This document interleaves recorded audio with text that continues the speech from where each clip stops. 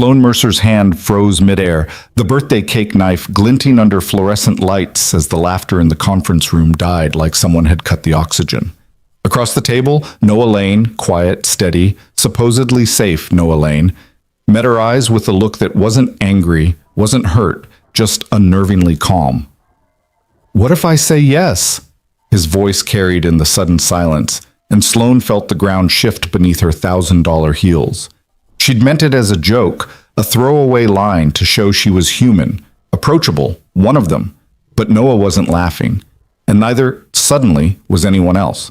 Before we dive into this story of unexpected proposals, corporate warfare, and second chances, hit that like button and drop a comment with your city.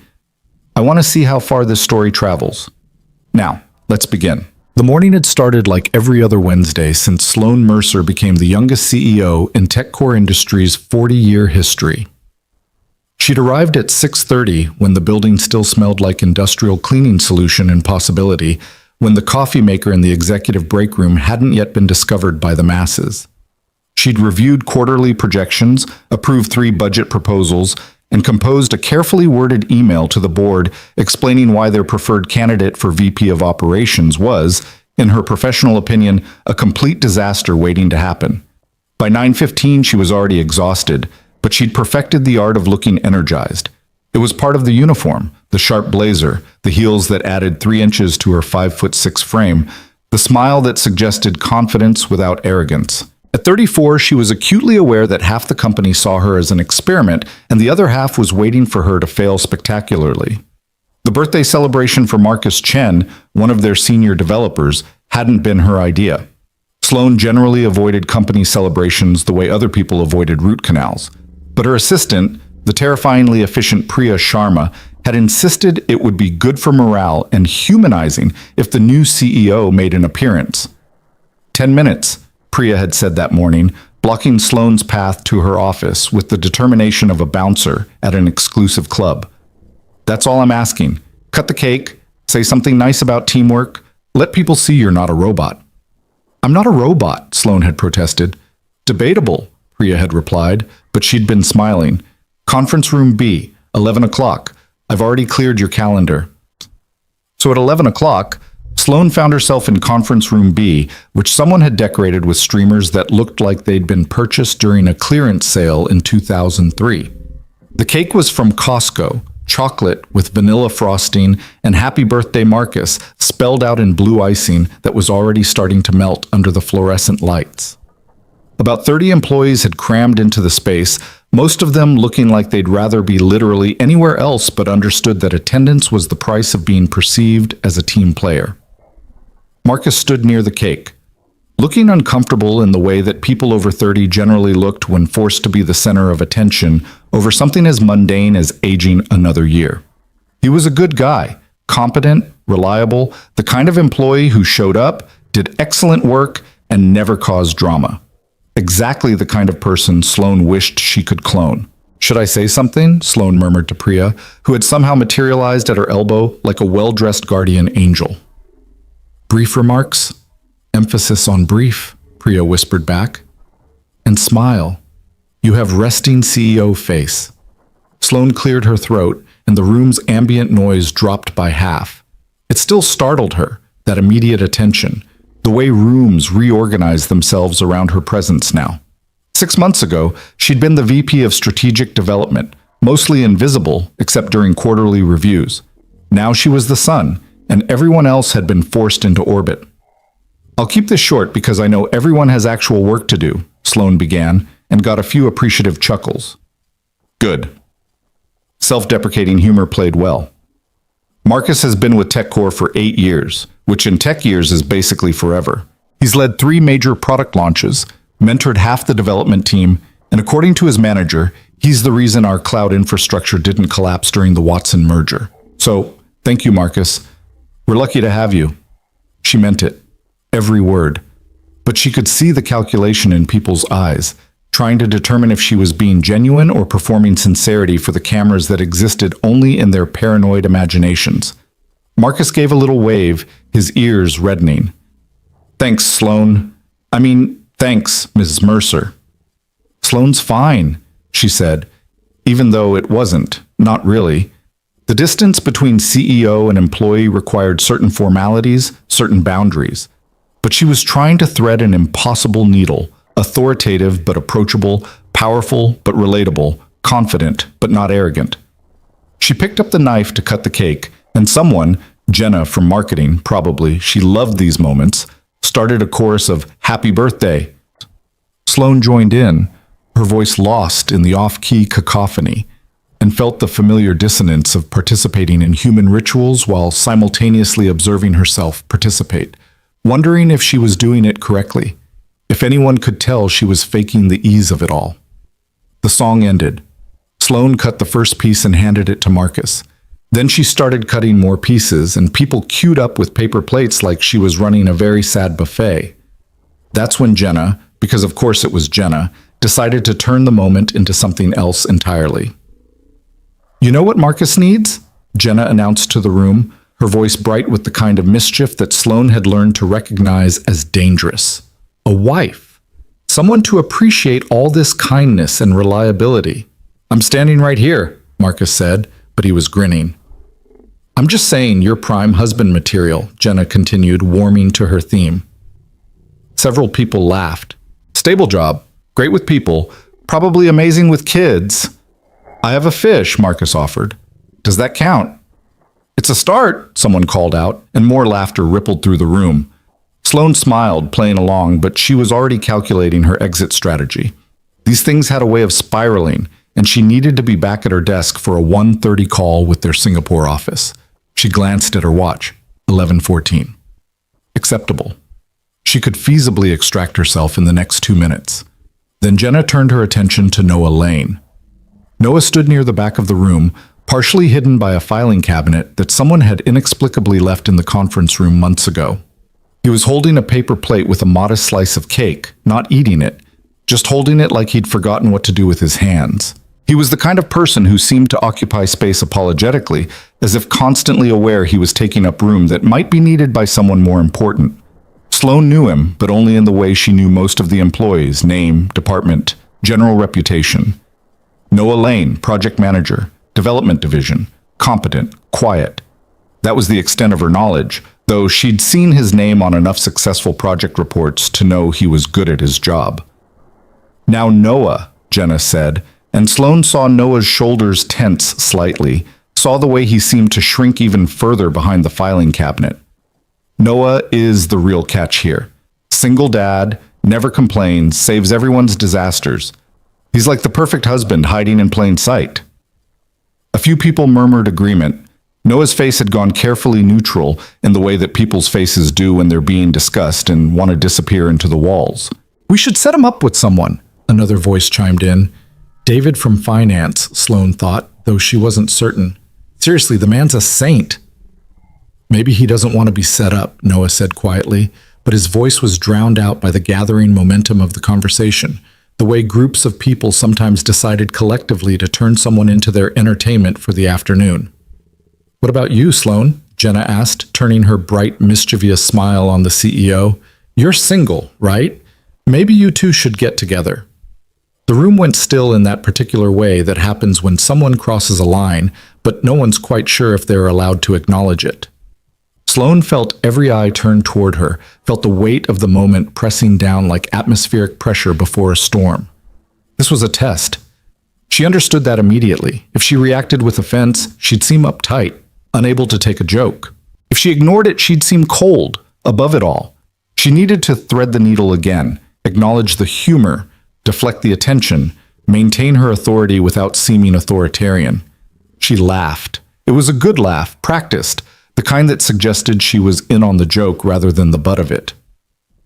"I think Noah might be a little out of my league," Sloane said lightly, and got the laugh she was aiming for. Perfect. Self-deprecating, complimentary to Noah, diffusing the tension. But Jenna wasn't done. "Come on, imagine the wedding, the CEO and the mysterious project manager. It'd be like a corporate fairy tale." More laughter. Noah had gone very still, his knuckles white around his paper plate. Sloane could see the discomfort radiating off him in waves, could see that he wanted this to end as much as she did, and in that moment she felt a flash of something, Not quite kinship, but recognition. They were both trapped in this moment, both trying to navigate the invisible rules of human social interaction that everyone else seemed to understand instinctively. She needed to end this cleanly, definitively, with humor that would let everyone save face and move on with their lives. The idea came to her like a lightning strike, brilliant, sudden, and catastrophically stupid, though she wouldn't realize the catastrophic part until several seconds later. Sloane turned to face Noah directly, let her smile widen into something playful, conspiratorial. She was performing now, fully committed to the bit, to being the cool CEO who could take a joke and dish it back out. "So Noah," she said, pitching her voice to carry across the room, playing to the audience that had suddenly forgotten all about Marcus and his birthday. "What do you say? Will you marry me?" The room exploded. Laughter, whistles, a few scattered cheers. Someone, probably Marcus, grateful to no longer be the center of attention, started a slow clap. Jenna was practically doubled over, delighted that her small moment of mischief had been so spectacularly amplified by the CEO herself. Sloane grinned, pleased with herself, already mentally composing the story she'd tell Priya later about how she'd handled an awkward situation with grace and humor. She'd made them laugh. She'd been relatable. What if I say yes? Noah's voice cut through the laughter like a scalpel through skin. Quiet, steady, completely serious. The room died. The laughter didn't taper off naturally. It simply stopped, cut short by collective confusion. Sloane felt her smile freeze on her face, felt the moment stretch and distort like taffy pulled too far. Noah was looking at her, and his expression wasn't playful. It wasn't angry either. It was something else entirely, something careful and deliberate and utterly unexpected. His dark eyes held hers across the 15 feet of conference room, across the abandoned cake and paper plates and suddenly forgotten birthday celebration, and Sloane realized with dawning horror that he wasn't joking. Sloane started, then stopped. Her mouth had gone dry.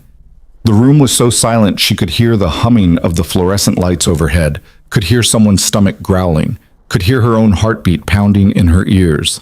"I mean, you asked," Noah continued, still in that same quiet, even tone. "It seems rude not to answer." He wasn't smiling. That was what struck Sloane most forcefully. He wasn't smiling at all. This wasn't him playing along with the joke. This was him doing something else entirely, something she didn't understand and she had no idea how to respond. "I was kidding," Sloane said, and her voice came out wrong, too defensive, too sharp. She tried to soften it with a laugh, but it sounded forced even to her own ears. "Obviously, it was a joke." "Obviously," Noah echoed, but there was something in his tone, something that might have been disappointment, or might have been resignation, or might have been nothing at all. "My mistake." He set his paper plate down on the filing cabinet with careful precision, the cake untouched. Then he walked out of the conference room, moving past the crowd of frozen coworkers with the kind of dignity that Sloane associated with people leaving disaster sites. Controlled, purposeful, determined not to run, even though every instinct must be screaming at them to flee. The door closed behind him with a soft click that sounded, in the continued silence, like a gunshot. Sloane stood there, knife still in hand, feeling like she'd just stepped on a landmine and was waiting to see if it would detonate. Around her, people were starting to move again, to murmur, to exchange glances that ranged from confused to amused to deeply uncomfortable. "Well," Marcus said finally, with the air of someone trying to salvage an unsalvageable situation, "this is definitely going down as my most memorable birthday." A few people laughed, shakily, grateful for the permission to move past the moment. The party started to dissolve naturally after that, people drifting back to their desks, the cake half-eaten and already starting to look sad and abandoned, the streamers hanging limply like they too understood the celebration was over. Priya appeared at Sloane's elbow. "That was," she began, then seemed to run out of words. "A disaster," Sloane supplied. Her hands were shaking slightly. She set the knife down before anyone could notice. "That was a complete disaster." "He's probably just embarrassed," Priya said, but she didn't sound convinced. "You know how Noah is. Private. He'll get over it." But Sloane wasn't sure about that. She replayed the moment in her head, the way Noah's expression had shifted when she said it was obviously a joke, The careful way he'd set down his plate, the straight-back dignity with which he'd walked out. That hadn't been embarrassment. That had been something else. That had been hurt. "I need to apologize," Sloane said. "Maybe give him some space first," Priya suggested. "Let everyone forget about it. By tomorrow, it'll be just another awkward office moment." But as Sloane walked back to her office, she had the unsettling feeling that Priya was wrong. This wasn't going to be forgotten by tomorrow. This was going to be the story people told about her for years. The time the new CEO accidentally proposed to someone as a joke and humiliated him in front of the entire development team. She'd wanted to be relatable. Instead, she'd been cruel. The realization sat in her stomach like a stone for the rest of the day. Sloane didn't see Noah again until late that afternoon. She'd been in back-to-back meetings, the Singapore call, then a budget review, then a tense conversation with the board chair about fourth quarter projections that had gone 20 minutes longer than scheduled. By the time she emerged from the executive conference room, it was past 5, and the office had entered that strange twilight zone where the day shift was leaving and the night shift of obsessive workaholics was just ramping up. She was walking back to her office, already mentally composing her exit strategy so she could be home by 7, optimistic, but possible if she left in the next 10 minutes, when she saw him.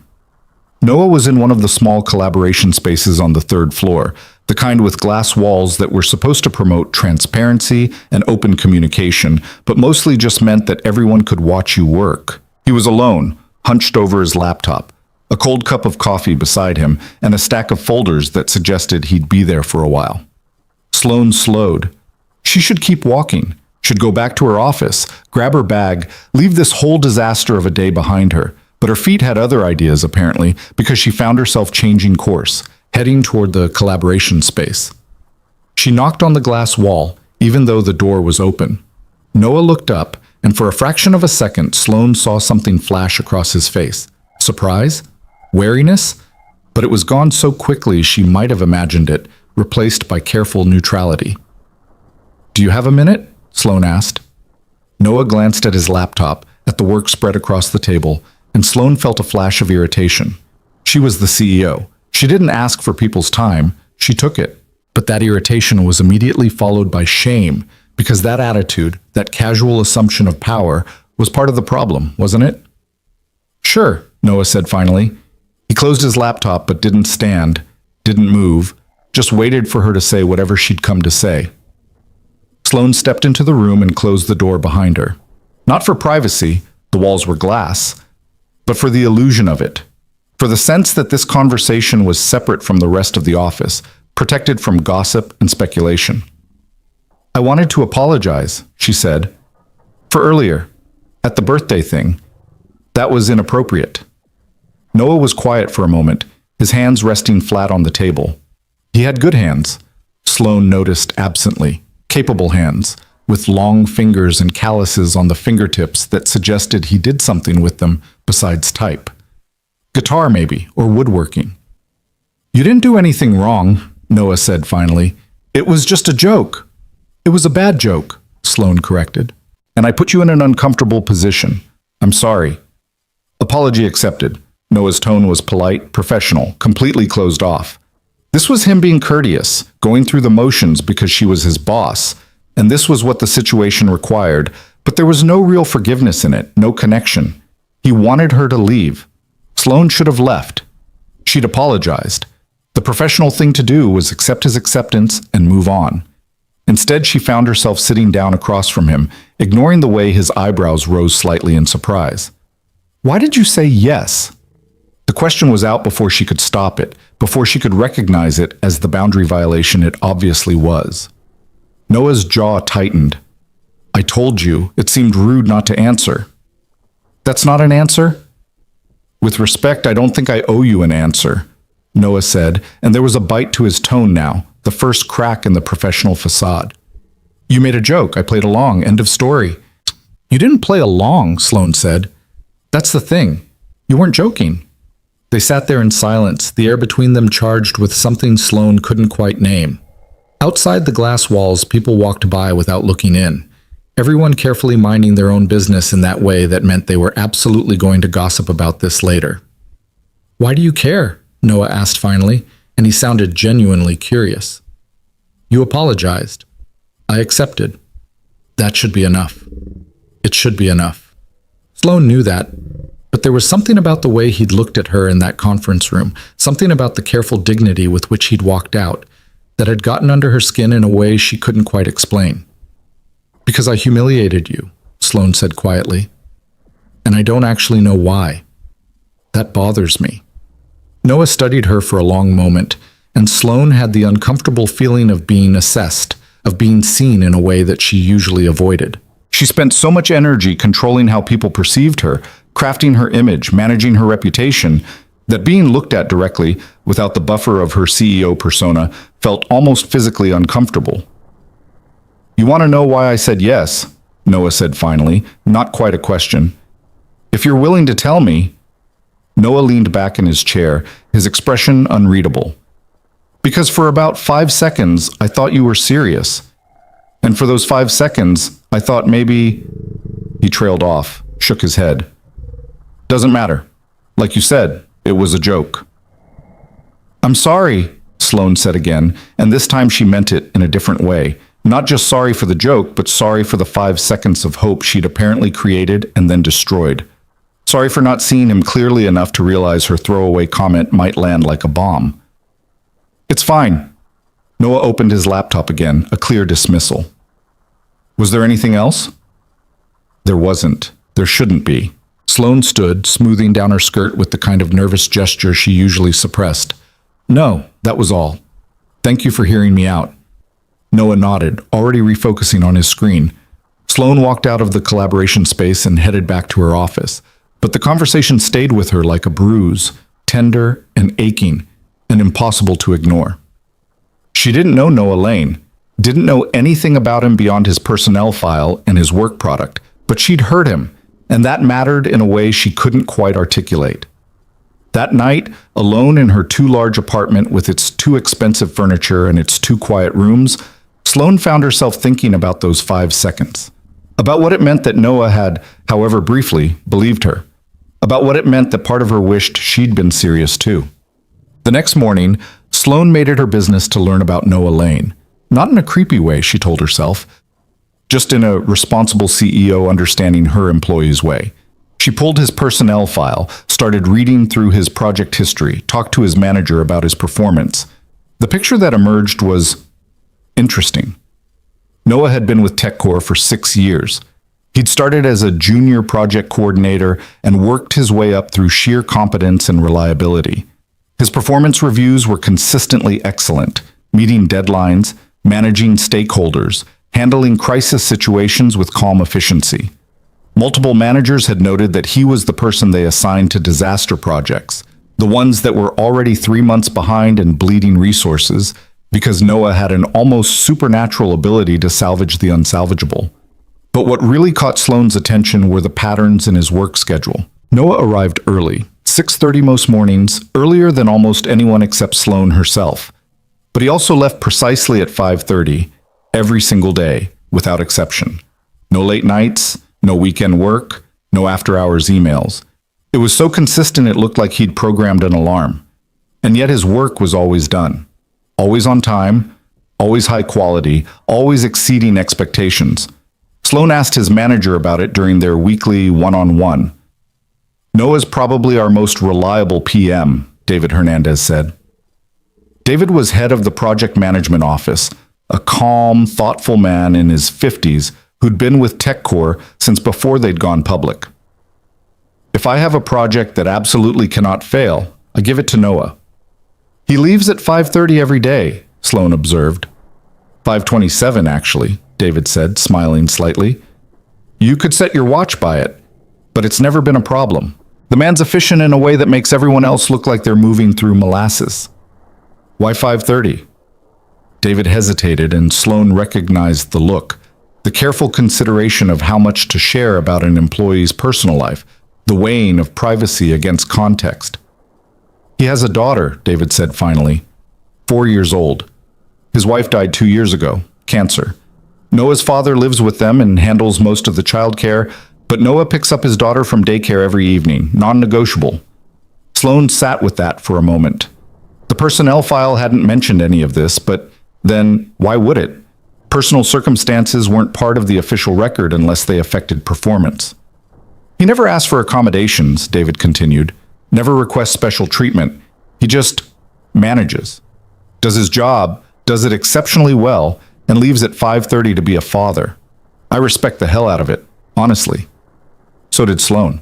The discipline required to maintain those boundaries, to protect that time with his daughter while still delivering excellent work, spoke to a kind of strength she recognized because she saw the opposite all around her. People who let work consume everything, who stayed late not because they needed to, but because they didn't know how to leave, who measured their worth by how much of their lives they sacrificed to the company. Thanks, Sloan said. That's helpful context. David gave her a knowing look. Heard about the birthday incident? Of course you did, Sloan muttered. Is there anyone who hasn't heard about it? Probably not, David admitted, but for what it's worth, I don't think Noah's holding it against you. He's not that type. He'll move on. But moving on and forgetting were different things, Sloan thought. She'd move on too. She'd go back to being the CEO, and Noah would go back to being the reliable project manager, and the whole awkward incident would become just another story in the company's mythology. Except she kept thinking about it. About him. About those 5 seconds when he'd thought she was serious. 3 days after the birthday incident, Sloan saw Noah with his daughter. She was leaving late, 7:30, trying to clear out her inbox before the weekend, when she heard the voices in the lobby. Curious, she'd looked through the glass walls of her office and seen Noah standing near the security desk, holding hands with a small girl in a pink raincoat. Maisie, Sloan thought. His daughter was named Maisie. She'd learned that from his emergency contact form, which felt like a violation of privacy, even though it was technically accessible to her as CEO. They weren't supposed to be there. The building was mostly empty, just security and the handful of people who'd stayed late to finish projects or avoid going home to empty apartments. But Noah was there, and his daughter was there, and Sloan watched them with a fascination she couldn't quite justify. Noah was crouched down to Maisie's level, adjusting her raincoat hood with the kind of patient attention that spoke to practice and routine. Maisie was talking. Sloan couldn't hear the words, but she could see the animation in the little girl's face, could see the way Noah listened with complete focus, like nothing else in the world mattered except whatever story his 4-year-old daughter was telling him. Then Maisie did something that made Sloan's heart clench unexpectedly. She reached up and put both her small hands on either side of Noah's face, squishing his cheeks in that unself-conscious way that children do, and said something that made Noah smile. Not the careful professional smile Sloan had seen him use at work, but a real smile, unguarded and full of warmth. He loved her. That was obvious. But more than that, he was present with her in a way that Sloan recognized as rare. He wasn't checking his phone, wasn't mentally running through his work to-do list, wasn't thinking about anything except this moment with his daughter in a mostly empty office building at 7:30 on a Friday night. Sloan should have looked away, should have respected their privacy, gone back to her email, let them have their moment without an audience. Instead, she found herself walking to her office door, opening it, stepping out into the hallway. They noticed her immediately.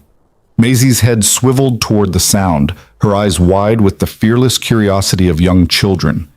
Noah straightened quickly, his expression shifting back to that professional neutrality Sloan was starting to recognize as his default setting with her. "Sloan," he said, and she couldn't tell if the formality was for his daughter's benefit or his own. "Sorry, we're not supposed to be here. My father had a medical issue. Nothing serious, but I had to bring Maisie with me while I grab some files I need for the weekend." "It's fine," Sloan said, walking toward them.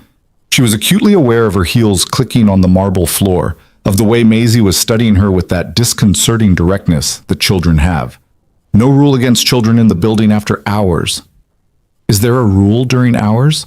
Maisie asked, and Sloan had to fight back a smile. "Not technically," Sloan said, crouching down to be at eye level with the little girl, the way Noah had been a moment ago. "But it's not usually a very fun place for kids. Lots of boring meetings and computers." "Daddy has a computer at home," Maisie informed her seriously. "Sometimes he lets me play the penguin game." "The penguin game sounds much better than what I do with computers," Sloan said gravely. Maisie considered this. What do you do? Mostly I read emails and try not to fall asleep in meetings.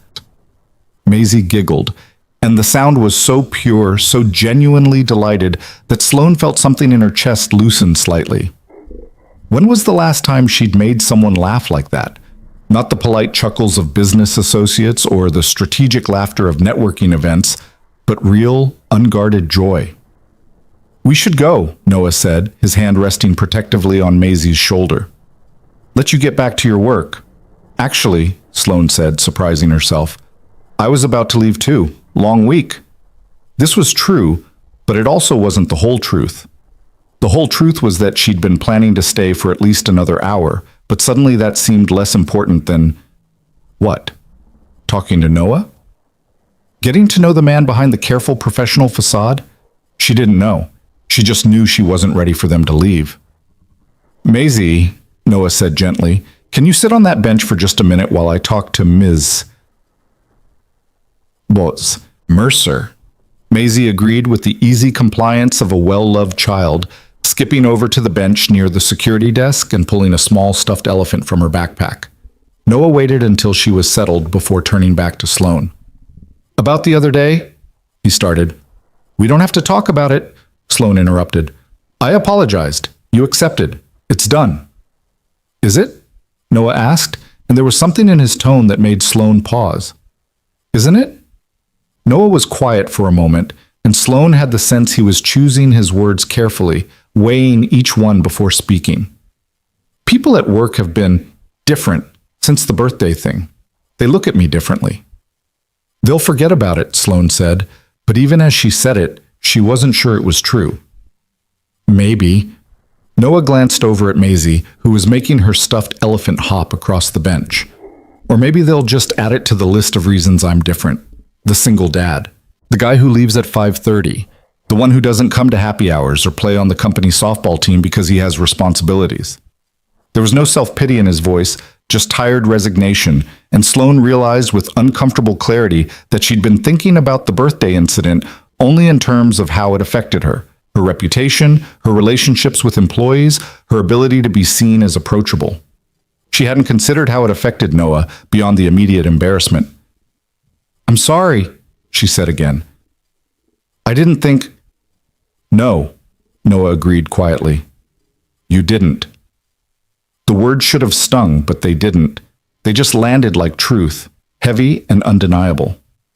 Daddy, Maisie called from the bench. Can we go home now? I'm hungry. Yeah, baby, Noah called back. Just one more minute.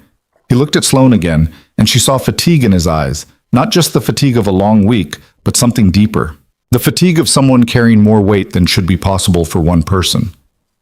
I should go, he said. My father's probably worried. Of course. Sloane stepped back, creating space for them to leave. Have a good weekend. Noah nodded, already turning toward Maisie, already shifting back into father mode. But Sloane heard herself speak again before she could stop herself. Noah. He paused, looked back. If you ever need flexibility with your schedule or anything, just ask.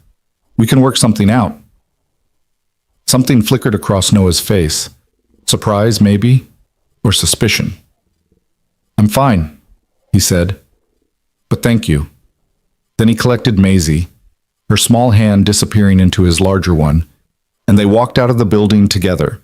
Sloane watched them go, watched the way Maisie skipped beside her father, chattering about something Sloane couldn't hear. Watched the way Noah listened with that same complete attention he'd given her earlier. And she wondered what it would be like to be loved like that. To be someone's entire world, someone's reason for leaving work at 5:30 every single day, no matter what fires were burning or deadlines were looming. She'd chosen ambition over that possibility years ago, had prioritized her career, her goals, her rise up the corporate ladder. And she told herself it was worth it, that she'd made the right choice, that she didn't need the complications of relationships or families. But watching Noah and Maisie disappear into the rainy evening, Sloane felt something she hadn't felt in years. She felt lonely. The weekend passed in the way weekends did when you had no one to share them with. Too long and too short simultaneously, filled with errands and emails and the low-grade anxiety that came from being untethered from the structure of work.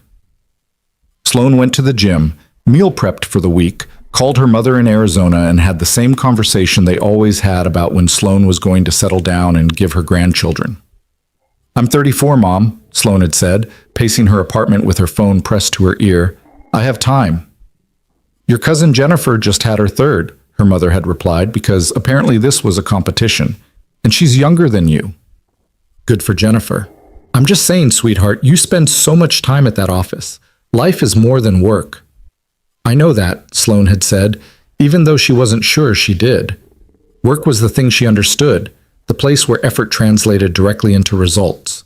Personal life was messy and unpredictable and full of variables she couldn't control, but after she hung up, she'd found herself thinking about Noah again, about the way he balanced work and fatherhood, about the hard boundaries he maintained, about how he'd built a life that included both success and love. Or maybe not love. His wife was dead. That was the reality under everything else. He was a widower raising a daughter alone, doing the best he could with circumstances that must have been devastating. Sloane didn't know how to hold that knowledge. It felt too intimate, too personal, like information she shouldn't have. But she couldn't unknow it, couldn't stop thinking about what it must be like to lose your partner and still have to show up every day, still have to be present for your child, still have to go to work and do your job and pretend like your world hadn't ended. On Sunday evening, she drafted an email to Noah 3 times before deleting it. What would she even say? "Thanks for letting me meet your daughter in the lobby. Sorry for making you an object of office gossip. I keep thinking about you and I don't know why." All terrible options. So she deleted the drafts, closed her laptop, and told herself she'd forget about the whole thing by Monday morning. But Monday morning came, and she hadn't forgotten anything. Monday brought rain, the kind of steady, persistent Seattle rain that turned the city gray and made everyone move a little slower, a little more carefully. Sloane arrived at 6:15, earlier than usual, as if getting a head start on the day might somehow help her outrun the thoughts that had kept her awake half the night. It didn't work. By 9 o'clock, she'd caught herself staring out her office window 3 times, looking for Noah's car in the parking lot below, like some kind of stalker. This was ridiculous. She was the CEO of a multi-million-dollar tech company, not a teenager with a crush. Except it wasn't a crush. It was something else. Concern, maybe, or curiosity, or guilt that had calcified into something more complicated. She'd hurt him, and she wanted to make it right. And somewhere along the way that had transformed into wanting to know him, to understand the man who could say, "What if I say yes?" with such quiet certainty, and then walk away with such dignity. "You're doing it again," Priya said from the doorway, and Sloane nearly jumped. "Doing what?" "That thing where you stare into space and forget you have a 10 o'clock with the VP of sales." Priya walked in and set a fresh coffee on Sloane's desk. The good kind from the cafe down the street, not the office sludge. "What's going on? You've been weird all morning." "I'm not weird." "You reorganized your pen cup twice. You're weird." Priya sat down in one of the chairs across from Sloane's desk, crossing her legs and fixing Sloane with the kind of look that suggested she wasn't leaving until she got answers. "Talk." Sloane sighed. There were days when having an assistant who actually cared about her well-being was inconvenient. "It's nothing, just distracted." "By Noah Lane?" Sloane's head snapped up. "What? No, why would you?" "Because you've checked his calendar 4 times this morning," Priya said calmly. "Which I know because I get notifications when you access other people's schedules, and because you asked David Hernandez about him during your one-on-one last week, and because everyone saw you talking to him in the lobby Friday night." "I was being friendly," Sloane said, but it sounded defensive even to her own ears. "You're never friendly," Priya replied, not unkindly. "You're professional, you're fair, you're occasionally charming when required, but friendly, that's not really your thing." Sloane wanted to argue, but Priya was right. She'd cultivated professional distance deliberately, had built walls around herself that made her effective but also isolated. It was easier that way, safer. "I embarrassed him," Sloane said finally, "at the birthday thing, and I'm trying to figure out how to fix it." "You already apologized." "I know, but..." Sloane broke off, frustrated. How could she explain the feeling that an apology wasn't enough? That she'd exposed something in that moment that went deeper than simple embarrassment? Priya studied her for a long moment. "You like him." "I don't even know him." But you want to, Priya said gently. And that scares you. Yes, Sloane thought, but didn't say. Because admitting it would make it real, would mean acknowledging that the careful life she'd built, successful, controlled, predictable, had cracks in it, had spaces that success couldn't fill. 10 o'clock meeting, Sloane said instead, picking up her coffee like it was armor. I should prep. Priya stood, but she paused at the door. For what it's worth, Noah's a good guy. If you're going to break your no personal connections rule for anyone, he's not a bad choice. I don't have a rule. You have 17 rules, Priya said. And don't get involved with employees is number 3, right after always be early and never show uncertainty. She left before Sloane could respond, which was probably wise because Sloane had no idea what she would have said anyway. The morning crawled by in a series of meetings that required just enough attention to be exhausting, but not enough to distract Sloane from her thoughts. By 11:30, she'd made a decision. Not a well-thought-out decision, not a strategic one, but a decision nonetheless. She was going to talk to Noah. Properly. Not an apology, not a professional check-in, but an actual conversation. She was going to figure out why he'd said what he'd said, why those 5 seconds had mattered so much, why she couldn't stop thinking about a man she barely knew. The rationalization came easily. She needed to understand her employees, needed to build relationships with key team members, needed to ensure the work environment was healthy and productive. All true. All valid business reasons for seeking out a project manager who'd done nothing but his job excellently for 6 years. None of them were the real reason, but Sloane was well practiced at lying to herself. She found Noah in his usual spot, one of the collaboration spaces on the 3rd floor surrounded by project timelines and status reports. He looked tired, she thought. There were shadows under his eyes that suggested he hadn't been sleeping well, and his coffee cup had the desperate, half-empty look of something that had been refilled multiple times. Sloane knocked on the glass wall. Noah looked up, and she saw the surprise on his face before he smoothed it away into professional neutrality. "Do you have a minute?" Sloane asked, and then realized with a jolt that this was exactly how she'd started their last private conversation. Great. Really establishing a new pattern here. Sure, Noah said, closing his laptop. What do you need? What did she need? Sloane stepped into the room, very aware that they were visible to anyone who walked by, that this would probably generate more gossip, that she was possibly making everything worse. I wanted to ask if you'd have coffee with me, Sloane said, and watched Noah's eyebrows rise. Not here. The place down the street. Tomorrow morning, maybe. Before work? Noah was quiet for a long moment, and Sloane could see him calculating, trying to figure out what this was really about. Is this work-related? No, Sloane said honestly. It's not. Then why? Because I'd like to know you better, Sloane said. And there it was, the truth, unvarnished and slightly terrifying. And I think maybe you'd like to know me better too. Or if I'm completely wrong about that, you can tell me and I'll leave you alone. She held her breath. This was so far outside her comfort zone, she couldn't even see the comfort zone anymore. She was the CEO. She didn't ask people to coffee. She didn't express interest in knowing them better. She maintained professional boundaries and kept her personal life separate and controlled every variable she could. But Noah made her want to break those rules. Tomorrow's hard, Noah said slowly. I have to get Maisie ready and drop her at daycare. But Wednesday? 7 o'clock? Relief flooded through Sloane so intensely she almost laughed. Wednesday works. 7 o'clock. The cafe on Pine Street? Perfect. Noah nodded, and for the first time since the birthday incident, he gave her something that wasn't quite a smile, but wasn't not a smile either. Something tentative and real and hopeful. Sloane walked back to her office feeling lighter than she had in days, which was ridiculous because all she'd done was arrange a coffee meeting with an employee. Nothing had changed. Nothing had happened. Except everything had changed, and they both knew it. Wednesday morning arrived cold and clear, the kind of autumn day where you could see your breath, and the sky was that particular shade of blue that made you remember why people lived in the Pacific Northwest despite the rain. Sloane woke up at 5:30, went to the gym, came home and changed 3 times before settling on dark jeans and a cashmere sweater that looked casual but not too casual, professional but not intimidating. She was being ridiculous. This was coffee. People had coffee all the time. It meant nothing. Except she couldn't remember the last time she'd been nervous about a coffee meeting.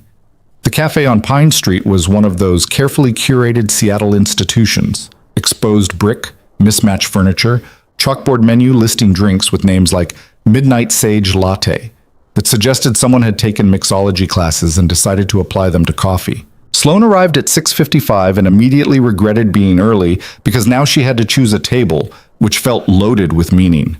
Window seat too exposed, back corner too intimate, bar seats too casual.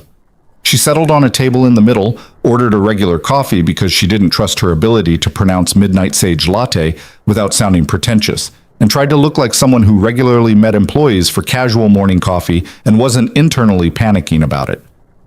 Noah arrived at exactly 7 o'clock, because of course he did. He was wearing jeans and a dark blue Henley, and Sloane realized with a start that she'd never seen him in anything but business casual. He looked different like this, younger, less guarded, more real. "Hey," he said, sliding into the chair across from her. "Sorry, parking was brutal." "You're right on time," Sloane said. "I was early." "You're always early," Noah observed. "I've noticed your car in the lot when I arrive most mornings." So he'd noticed her too. Sloane didn't know what to do with that information. They ordered. Noah got something complicated with oat milk and vanilla that the barista didn't even blink at. And then they were alone with the awkward silence that follows the logistical necessities of two people sitting down together. "So," Noah said finally, "why am I here?" Direct. Sloane appreciated that. She was tired of dancing around things. "Because I embarrassed you, and I've been trying to figure out why it bothered me so much," Sloane said, "and I realized it's because I don't know anything about you. 6 years you've been at TechCore, excellent performance reviews, critical to half our biggest projects, and I couldn't tell you the first thing about who you actually are." "Most CEOs can't," Noah pointed out. "That's not exactly unusual." "Maybe not, but it bothers me anyway." Sloane wrapped her hands around her coffee cup, feeling the warmth seep through. "Tell me about Maisie."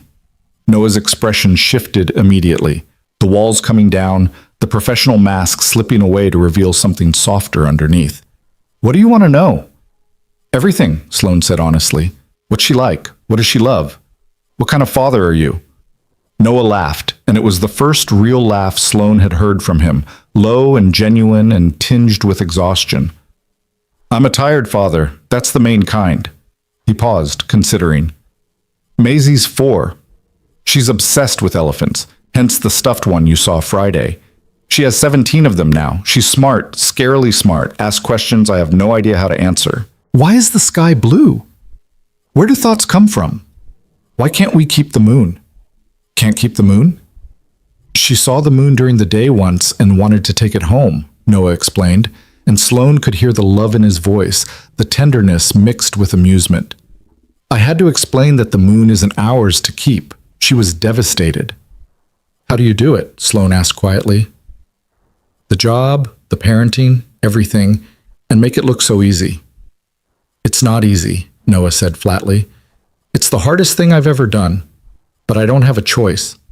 Maisie needs me, so I show up." "Your wife," Sloane started carefully, then stopped. "I'm sorry. That's too personal." "Her name was Claire," Noah said, and his voice had gone careful, like he was handling something fragile. "We met in college. She was brilliant. Environmental engineer, wanted to save the world one watershed at a time. She died 2 years ago. Ovarian cancer. Very aggressive." "I'm so sorry," Sloane said, and the words felt inadequate, too small for the size of that loss. "Maisie was 2 when Claire died," Noah continued, looking down at his coffee. "Old enough to know something was wrong, too young to understand what death meant. She still asks about her sometimes. When is mommy coming home? Like Claire's just away on a trip and might walk through the door any minute." Sloane felt something crack in her chest, sympathy and admiration and a fierce protectiveness for this man and his daughter who'd survived something she couldn't imagine surviving. "What do you tell her?" Sloane asked. "The truth. That mommy loved her very much, and she's not coming back. But that doesn't mean she's gone. She's in the photos, in the stories, in the way Maisie scrunches her nose when she laughs, just like Claire used to." Noah looked up, met Sloane's eyes. "It's not enough. but it's what I have. They sat in silence for a moment, the cafe noise washing around them, espresso machines hissing, conversations murmuring, the clink of cups and spoons, and the normal soundtrack of morning in a city full of people starting their days. "Why did you say yes?" Sloane asked again, the question that had been haunting her for over a week. "At the birthday thing. Why did you answer like that?" Noah was quiet for so long Sloane thought he might not answer. Then he sighed, ran a hand through his hair, and looked at her with an expression that was equal parts resignation and honesty. "Because, for 5 seconds, the idea that someone like you might want to marry me felt like the best thing I'd heard in 2 years," he said simply. "And then I remembered it was a joke, and that felt about right.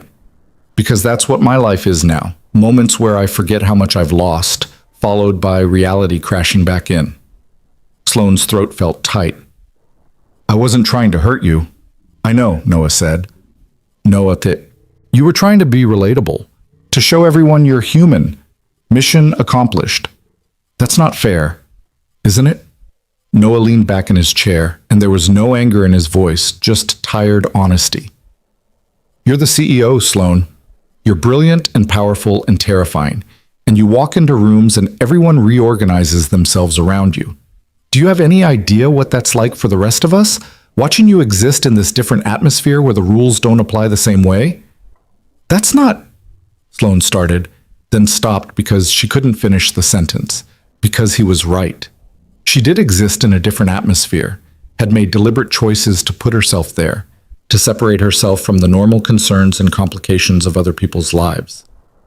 "I'm not blaming you," Noah said more gently. "You've earned everything you have.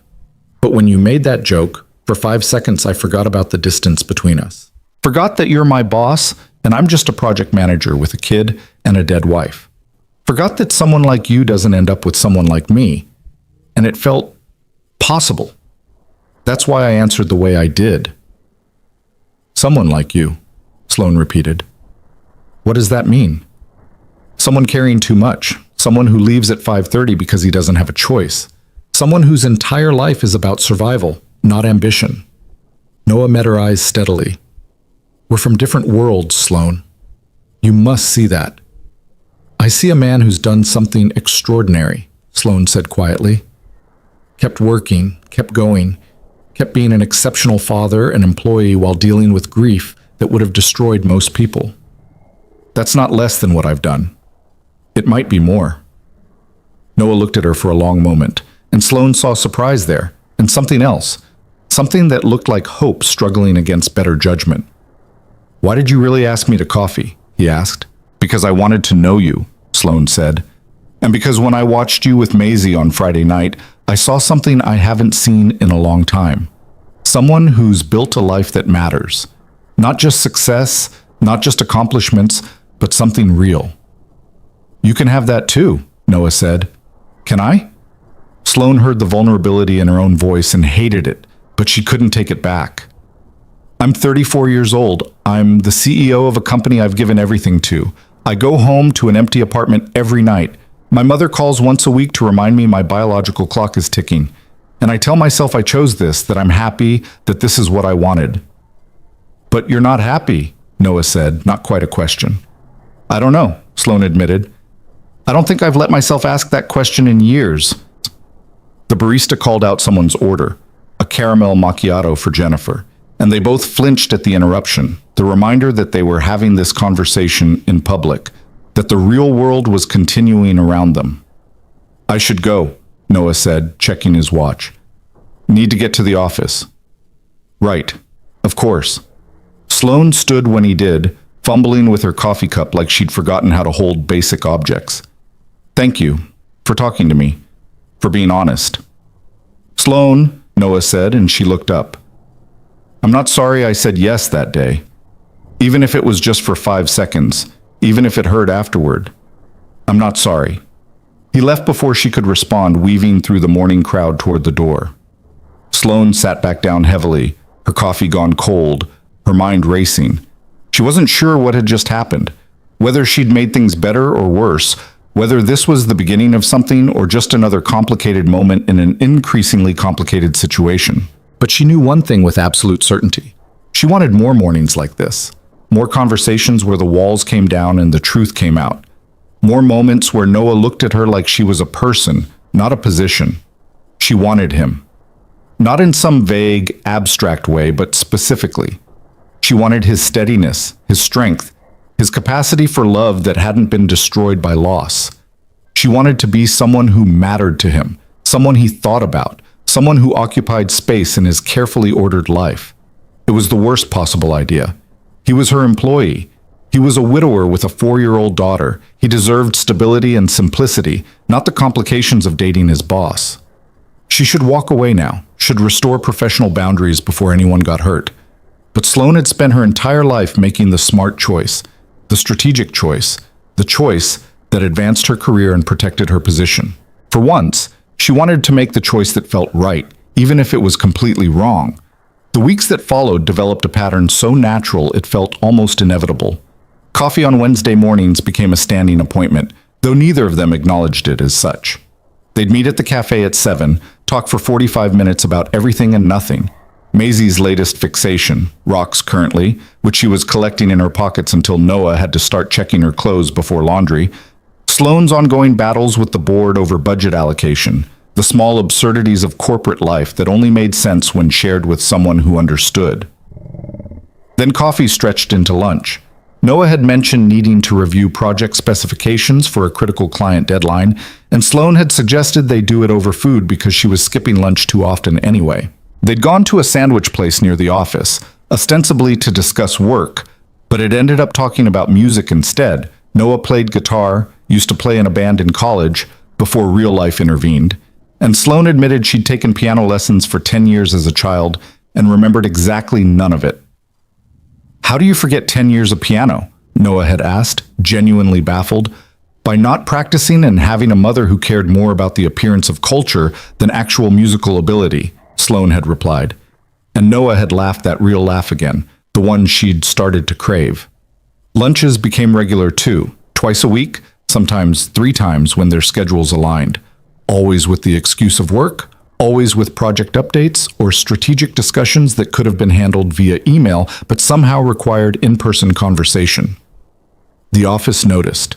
Of course they noticed. Sloane heard the whispers, saw the speculative looks, intercepted the gossip that Priya reported back with increasing concern. "People are talking," Priya had said one afternoon, hovering in Sloane's doorway with that expression that meant she was about to say something Sloane didn't want to hear. "About you and Noah." "There's nothing to talk about," Sloane had replied, not looking up from her computer. "We have lunch sometimes. It's professional development." "Right, professional development." Priya's tone had been so carefully neutral, it was basically an accusation. "Is that what we're calling it?" "What would you call it?" "I'd call it you finally acting like a human being with feelings," Priya had said, "which is great, except he's your employee. And this company has policies about relationships between supervisors and subordinates, and you're smart enough to know this could blow up in both your faces." She'd been right, of course. Priya was always right about these things. But Sloane had ignored the warning because she was already in too deep to turn back, already counting the hours between their lunches, already looking for excuses to walk past the 3rd floor where Noah worked. It was ridiculous. She was ridiculous. And she didn't care. Noah's father had a doctor's appointment one Thursday afternoon, and Noah had mentioned offhandedly that he'd need to bring Maisie to the office for a few hours because the daycare couldn't accommodate the schedule change. Sloane had suggested he work from her office. More space, quieter, and she had a sofa where Maisie could play or nap. "Are you sure?" Noah had asked, and Sloane had heard the hesitation in his voice, the awareness that this was crossing yet another line. "I'm sure," Sloane had said. So that Thursday, Noah and Maisie had appeared at her office door at 2 o'clock. Maisie had been clutching her stuffed elephant and regarding Sloane's office with wide-eyed fascination. The big windows, the expensive furniture, the view of the city spread out below. "You can see everything from here," Maisie had breathed. "Pretty cool, right?" Sloane had said, crouching down to Maisie's level. "Want to see the best part?" She'd shown Maisie the telescope she kept by the window, technically purchased for scanning the competitive landscape, but never actually used. Maisie had been delighted, spotting boats in the Sound, Clouds that looked like animals, birds perched on neighboring buildings. Noah had worked at the conference table in Sloane's office, and Sloane had tried to focus on her own work, but she kept getting distracted by the domestic scene playing out in her usually pristine space. Maisie coloring at the coffee table, Noah occasionally pausing to answer a question or help find a different crayon, the soft murmur of their voices creating a soundtrack Sloane hadn't realized her office was missing. At one point, Maisie had wandered over to Sloane's desk with a drawing, a stick figure labeled Sloane, close enough, standing next to a very tall building. "That's you at work," Maisie had explained seriously. "You look happy." "Do I?"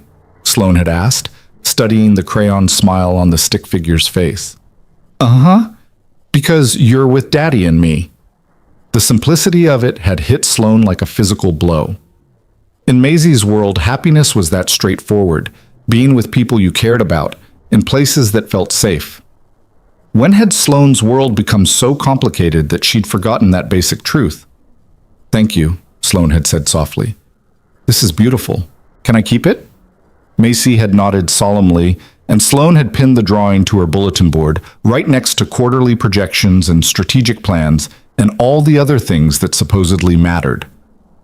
When Noah and Maisie had left that evening, 5:27 on the dot, Sloane's office had felt empty in a way it never had before. She'd stood at the window, watching them walk to their car in the parking lot below, watching Noah strap Maisie into her car seat with the practiced efficiency of someone who'd done it thousands of times, watching them drive away. Her phone had buzzed. A text from Noah. "Thanks for today. Maisie hasn't stopped talking about your telescope." Sloane had typed and deleted 3 responses before settling on, "She's welcome back anytime. Both of you are." The response had come quickly. "Careful what you offer. She'll take you up on it." "Good," Sloane had typed, and meant it.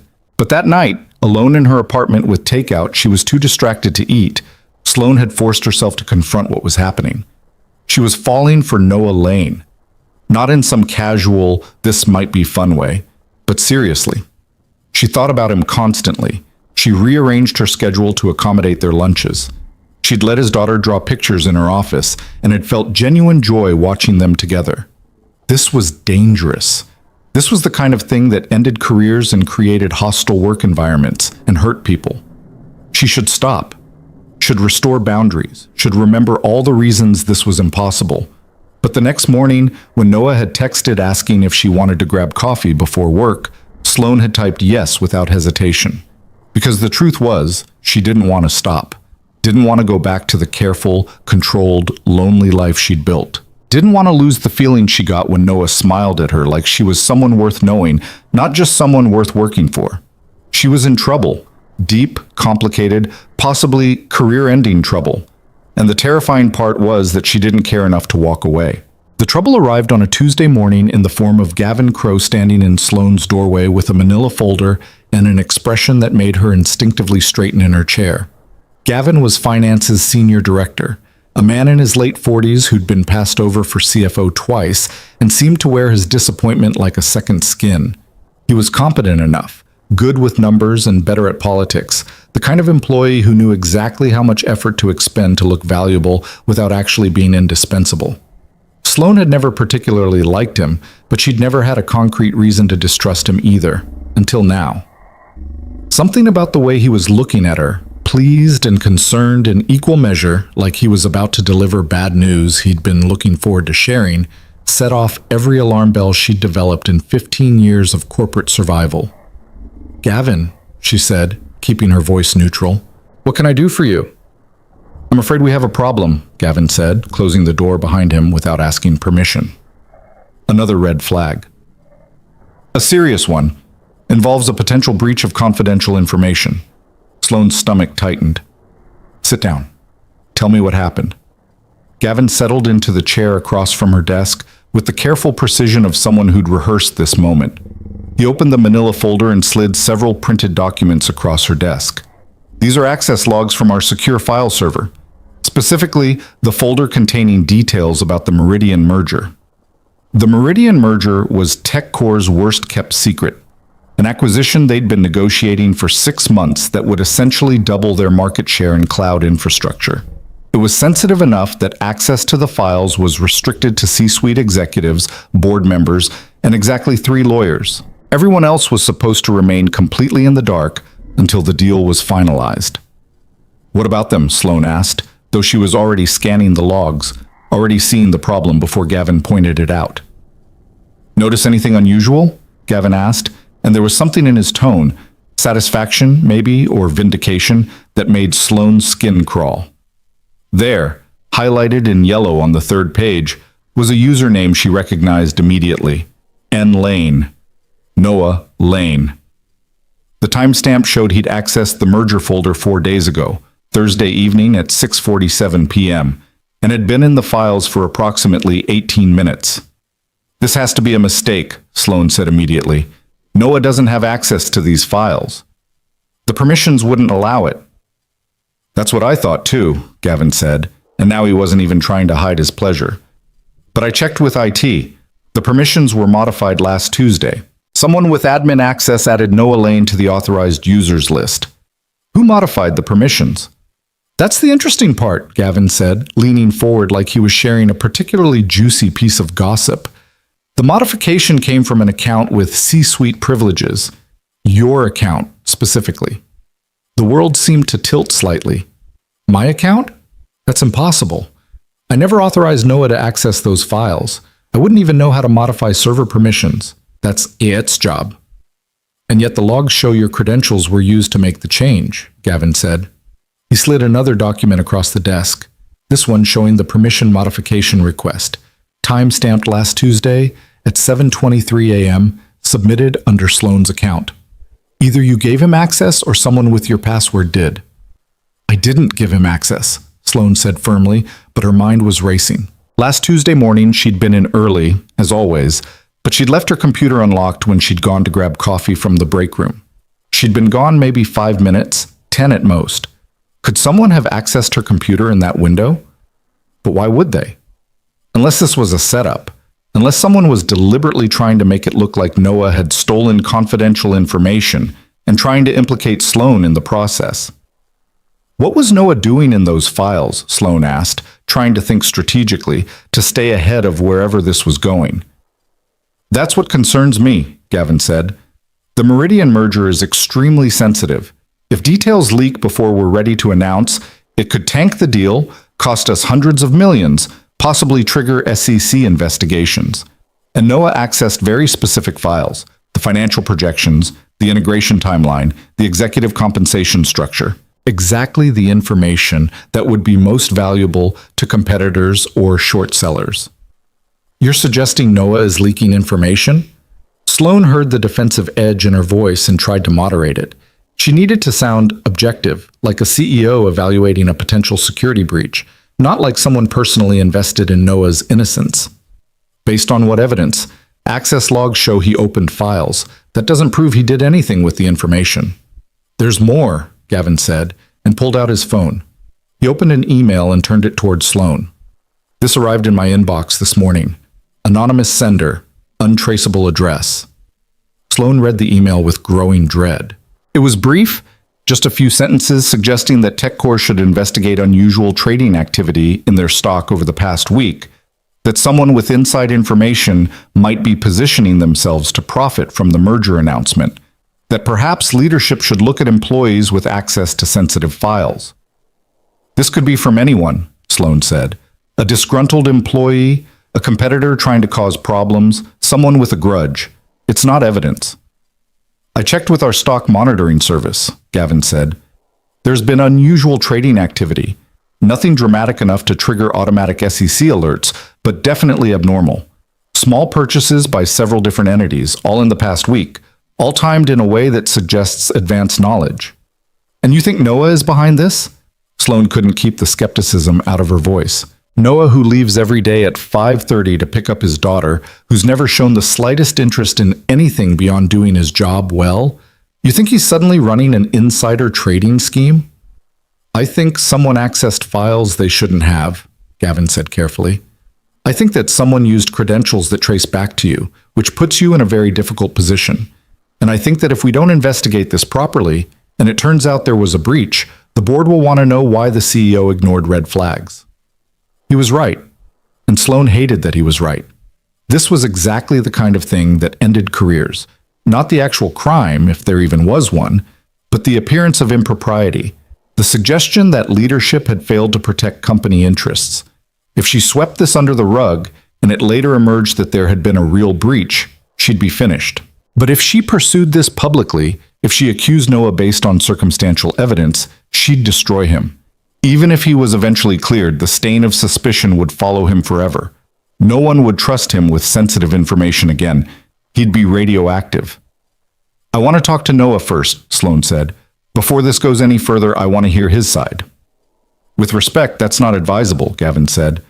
"If he is involved in something inappropriate, giving him advance warning could allow him to cover his tracks, delete evidence, coordinate with accomplices. The proper procedure is to suspend his access immediately, conduct a full investigation, and only interview him once we have all the facts." "He's my employee," Sloan said, her voice harder than she intended. "I'm not suspending him based on access logs and an anonymous email. I'll talk to him, and then I'll decide how to proceed." Gavin's expression shifted, just slightly, just enough for Sloan to see that she'd made a mistake. By defending Noah, by resisting the immediate suspension Gavin was recommending, she'd revealed exactly how invested she was. And Gavin had noticed. "Of course," Gavin said smoothly, standing and collecting his documents. "You're the CEO. It's your call. I just hope you're considering how this looks. The CEO defending an employee she's been spending a lot of time with lately. People talk, Sloan. You know they do." The implicit threat hung in the air between them. Gavin wasn't just accusing Noah of stealing information. He was suggesting that Sloan's judgment was compromised, that her relationship with Noah, whatever that relationship was, had made her unable to act objectively. And the worst part was that he might be right. "Thank you for bringing this to my attention," Sloan said, her voice cold enough to freeze. "I'll handle it from here. You can go." Gavin left, and Sloan sat alone with the access logs spread across her desk like evidence at a crime scene. She wanted to believe Noah was innocent, wanted to trust that there was some reasonable explanation for why his username appeared in files he shouldn't have been able to access, but wanting something didn't make it true. She called Priya. "I need to see Noah Lane, now, my office." "Everything okay?" Priya asked, hearing something in Sloan's voice. "No," Sloan said honestly. "Everything is very much not okay." Noah arrived 10 minutes later, and Sloan's heart clenched at the sight of him.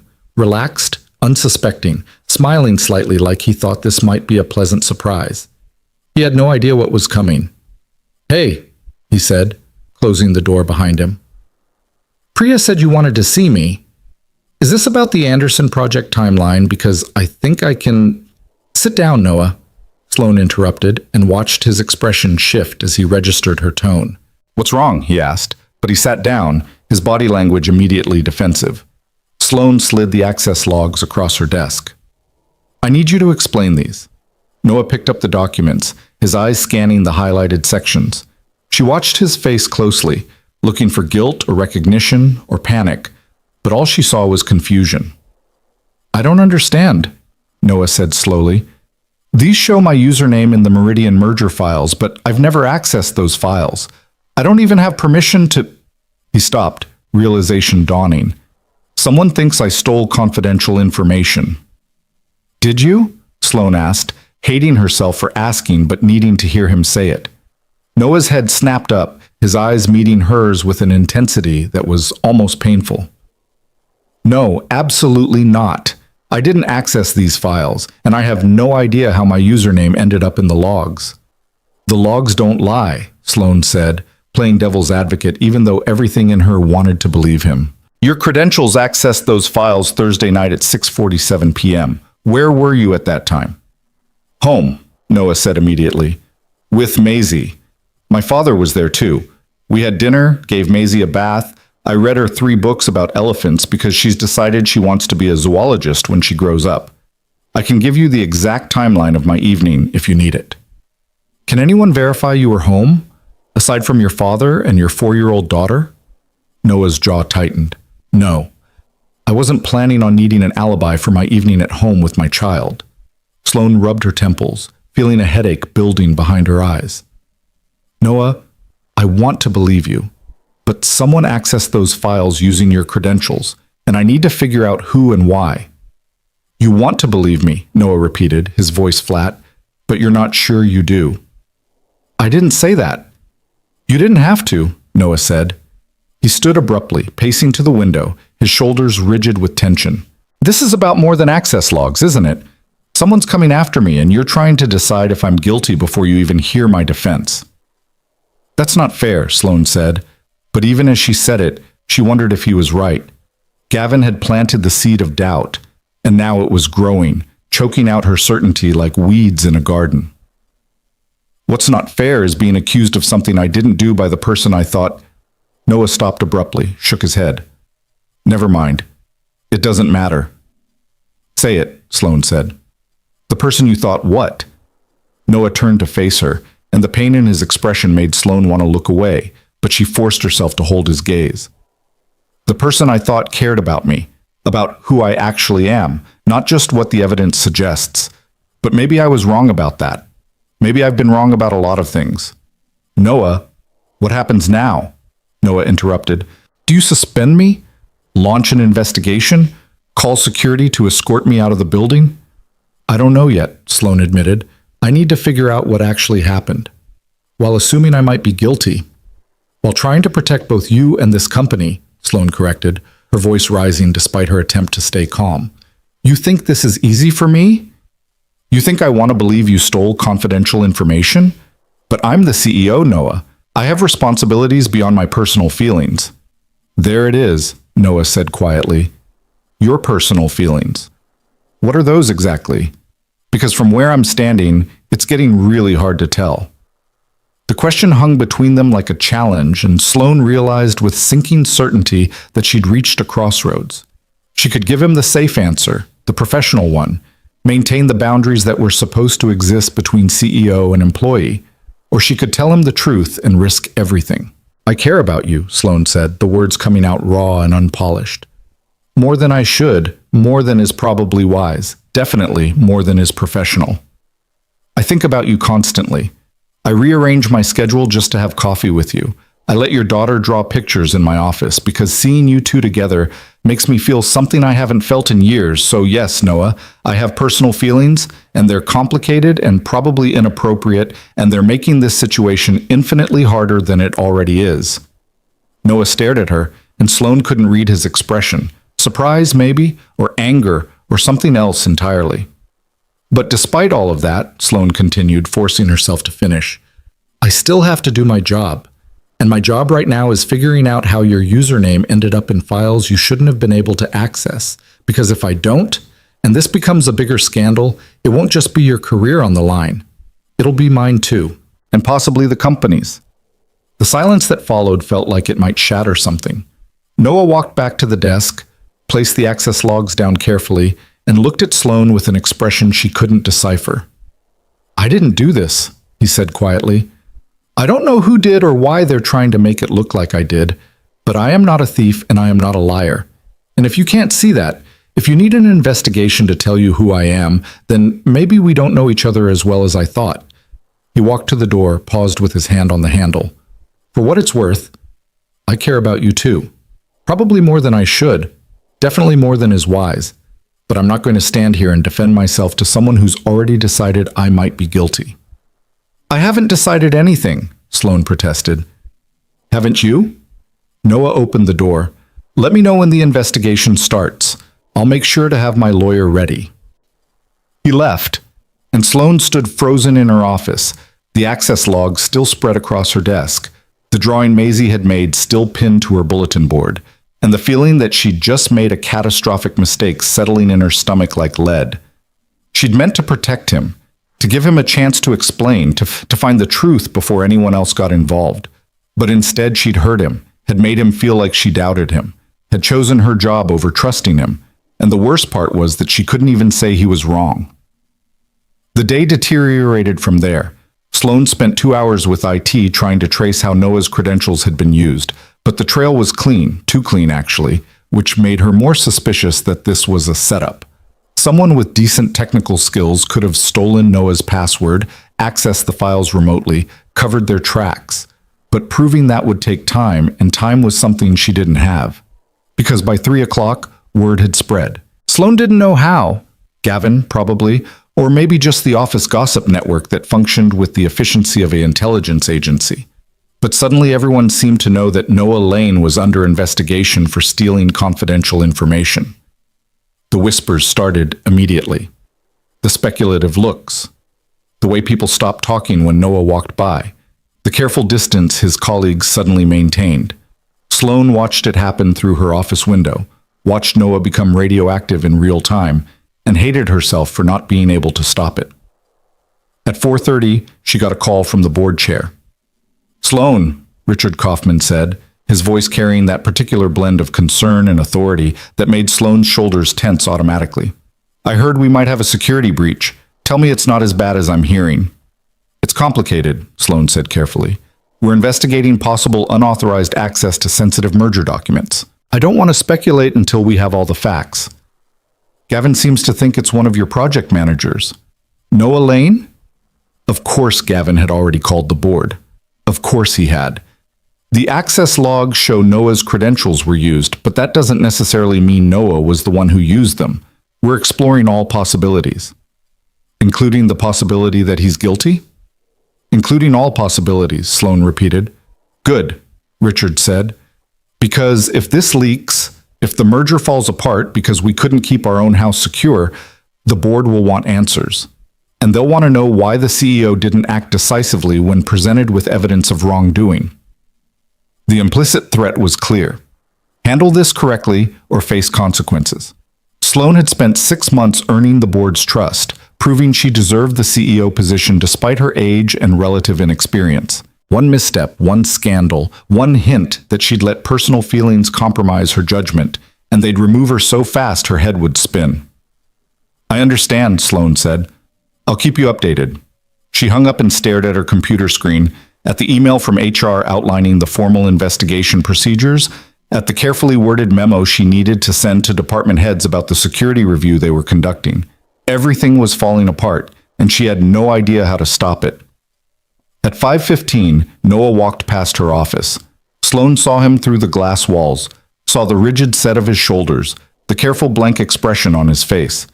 He didn't look at her office, didn't slow down, just kept walking toward the elevator with the dignity of someone who refused to run even as his world burned down around him. Sloane's phone buzzed, a text from Noah. "Picking up Maisie. We'll have my phone off for the evening. Family time." The message felt like a door closing. Like Noah was drawing a line between his work life, which was currently imploding, and his home life, the one thing he could still control. Sloane typed out 3 different responses and deleted them all. What could she possibly say that would help? "Sorry for basically accusing you of corporate espionage. I believe you, but I'm also the CEO, so I have to investigate anyway. Please don't hate me."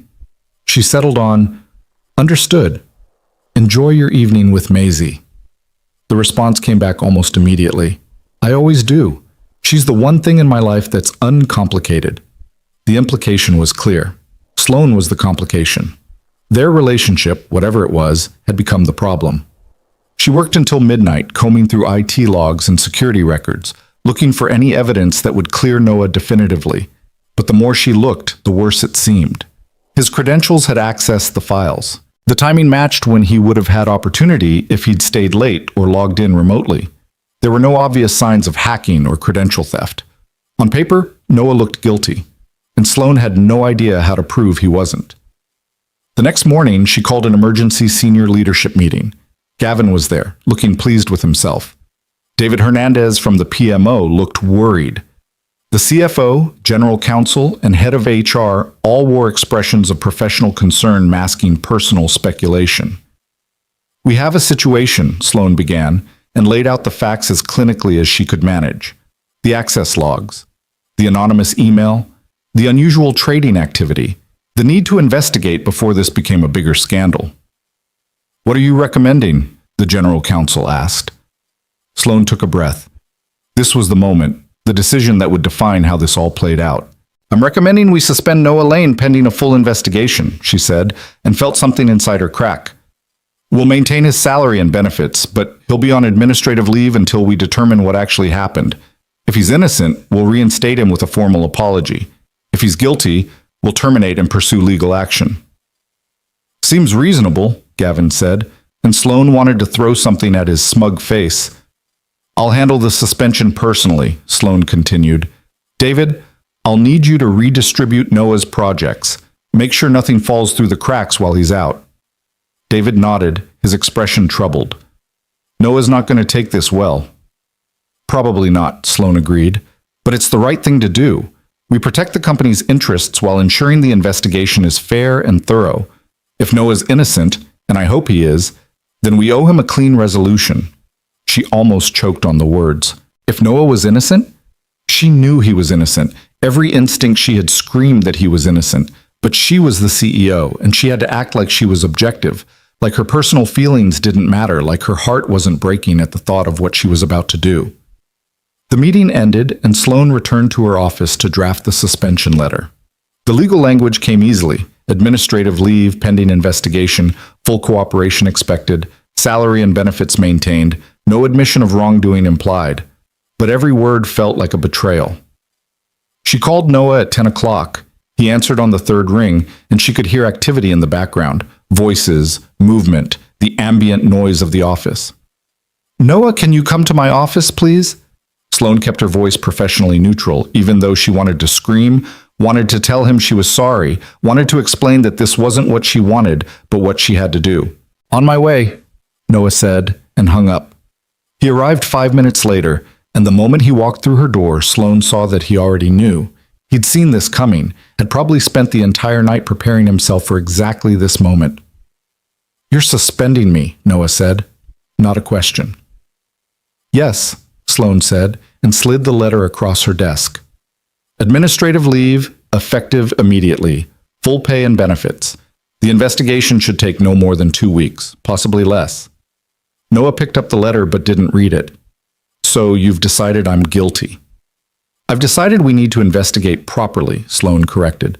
This isn't about guilt or innocence. It's about protecting everyone involved while we determine what actually happened. That's corporate speak for we think you did it, but we need to cover ourselves legally, Noah said flatly. It's corporate speak for this situation is complicated and I'm trying to handle it correctly, Sloane replied, her voice rising despite her best efforts. You think I want to do this? You think this is easy for me? I think you made a choice, Noah said, and his voice was so cold, so different from the warmth she'd grown accustomed to. Between believing in me and protecting your position, and we both know which one you chose. That's not fair, Sloane said. I'm trying to protect both of us. If I don't investigate, if this becomes a scandal, it'll destroy both our careers. My career is already destroyed, Noah said. The moment you suspended me, the moment you let people think I might be a thief, you destroyed it. Even if your investigation clears me, I'll always be the guy who got suspended for stealing company secrets. That doesn't go away.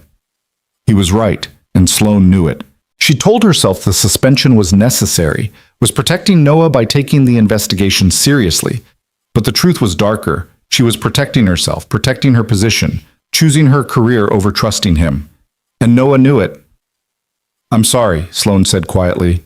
I know that's not enough, but I am sorry. For what? Noah asked. For not believing me? For caring more about what the board thinks than about who I actually am? Or for making me think that maybe, for the first time in 2 years, I'd found someone who saw me as more than just a single dad trying to survive? Each question hit like a physical blow, and Sloane felt tears threatening but refused to let them fall. She didn't get to cry. She'd made this choice. She had to live with it.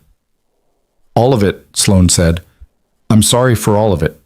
Noah set the suspension letter down on her desk with careful precision. I need to collect my personal items from my desk. I assume security will escort me out? That's not necessary, Sloane started, but Noah was already shaking his head. It's procedure, he said. For suspended employees, I know the rules. I'll grab my things and go quietly. Wouldn't want to make this harder for you than it already is. The sarcasm in his voice was something new, something bitter and hurt that Sloane had never heard from him before. Noah? She tried, but he was already walking toward the door. He paused with his hand on the handle, looked back at her one last time. I meant what I said yesterday. I care about you. Past tense now, I guess. But I did care. And I thought you cared about me too, beyond just finding me interesting or convenient or whatever this was. But caring means trust, Sloane. And you just proved you don't trust me at all. Then he was gone, and Sloane stood alone in her office, feeling like she'd just made the biggest mistake of her life. She watched from her window as Noah left the building 20 minutes later, carrying a small box with his personal belongings, a photo of Maisie, the coffee mug with the faded XKCD comic, a few books. He walked to his car without looking back, loaded the box in the trunk, and drove away. And Sloane finally understood what she'd lost. Not just Noah, though that was devastating enough, but the possibility of something real, something genuine, something beyond the carefully controlled performance of her corporate life. She'd had it in her hands, connection, warmth, the chance to be someone's person, and she'd let it go because she was too afraid of losing her position, too committed to protecting her career, too much of a coward to trust her instincts over her fears. Her phone buzzed, a text from Priya. I hope you know what you're doing. Sloane looked at the message, at the suspension letter still on her desk, at the drawing from Maisie still pinned to her bulletin board. So do I, she whispered to the empty office. So do I. But knowing she'd made a mistake and being able to fix it were two entirely different things. The investigation moved forward with the cold efficiency of corporate bureaucracy. The external auditing firm arrived on Thursday, 2 men and a woman in matching dark suits, who set up shop in a conference room and began methodically reviewing every digital footprint Noah had left in the company's systems over the past 6 months. Sloane sat through the initial briefing, listening to them outline their process in language designed to be simultaneously precise and meaningless, and felt increasingly sick.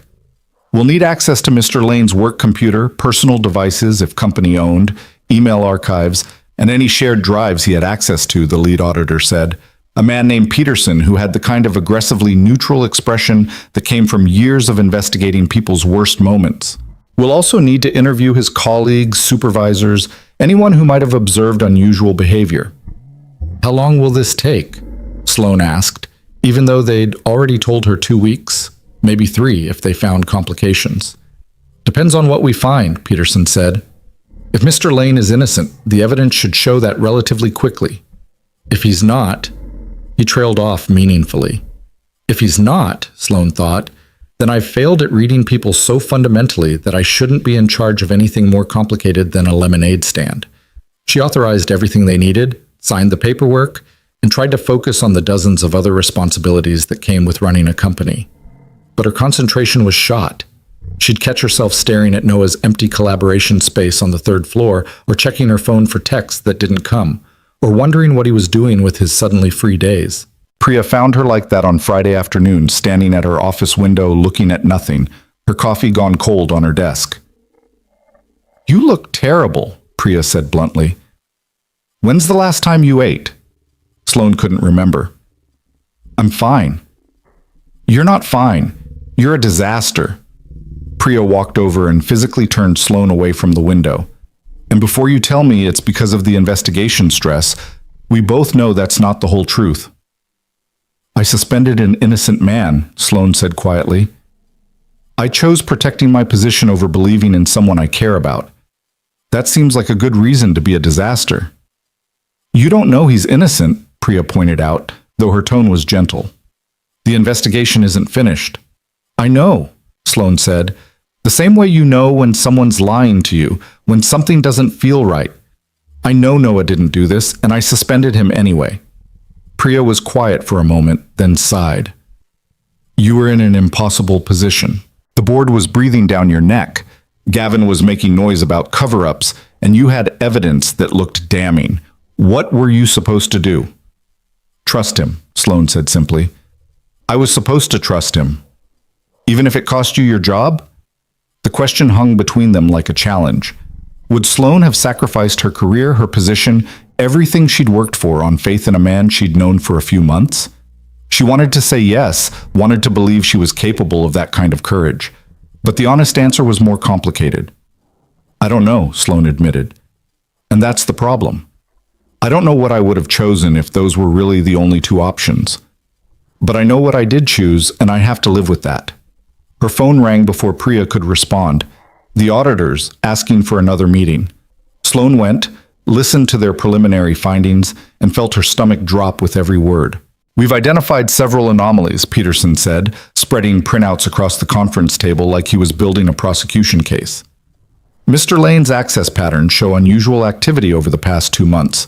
Late-night logins when he's supposedly at home, file downloads that don't correlate with his assigned projects, searches in the company directory for executive contact information. Noah leaves at 5:30 every day, Sloane said. If there are late-night logins, someone else must be using his credentials. Possibly, Peterson agreed, but the logins originate from his home IP address. Either he's lying about his evening routine or someone is accessing the company network from his home computer. Sloane's mind raced. Noah's home computer. If someone wanted to frame him, they'd need access to his home network, his devices. But who had that kind of access? And why target Noah specifically? What kind of files was he downloading? Sloane asked. Peterson consulted his notes. Project specifications mostly, nothing obviously confidential on its own, but taken together, they paint a picture of someone gathering information about company operations and structure, the kind of information that would be valuable to a competitor. Or the kind of information a project manager would legitimately need for his job, Sloane countered. We're considering all possibilities, Peterson said in that maddeningly neutral tone.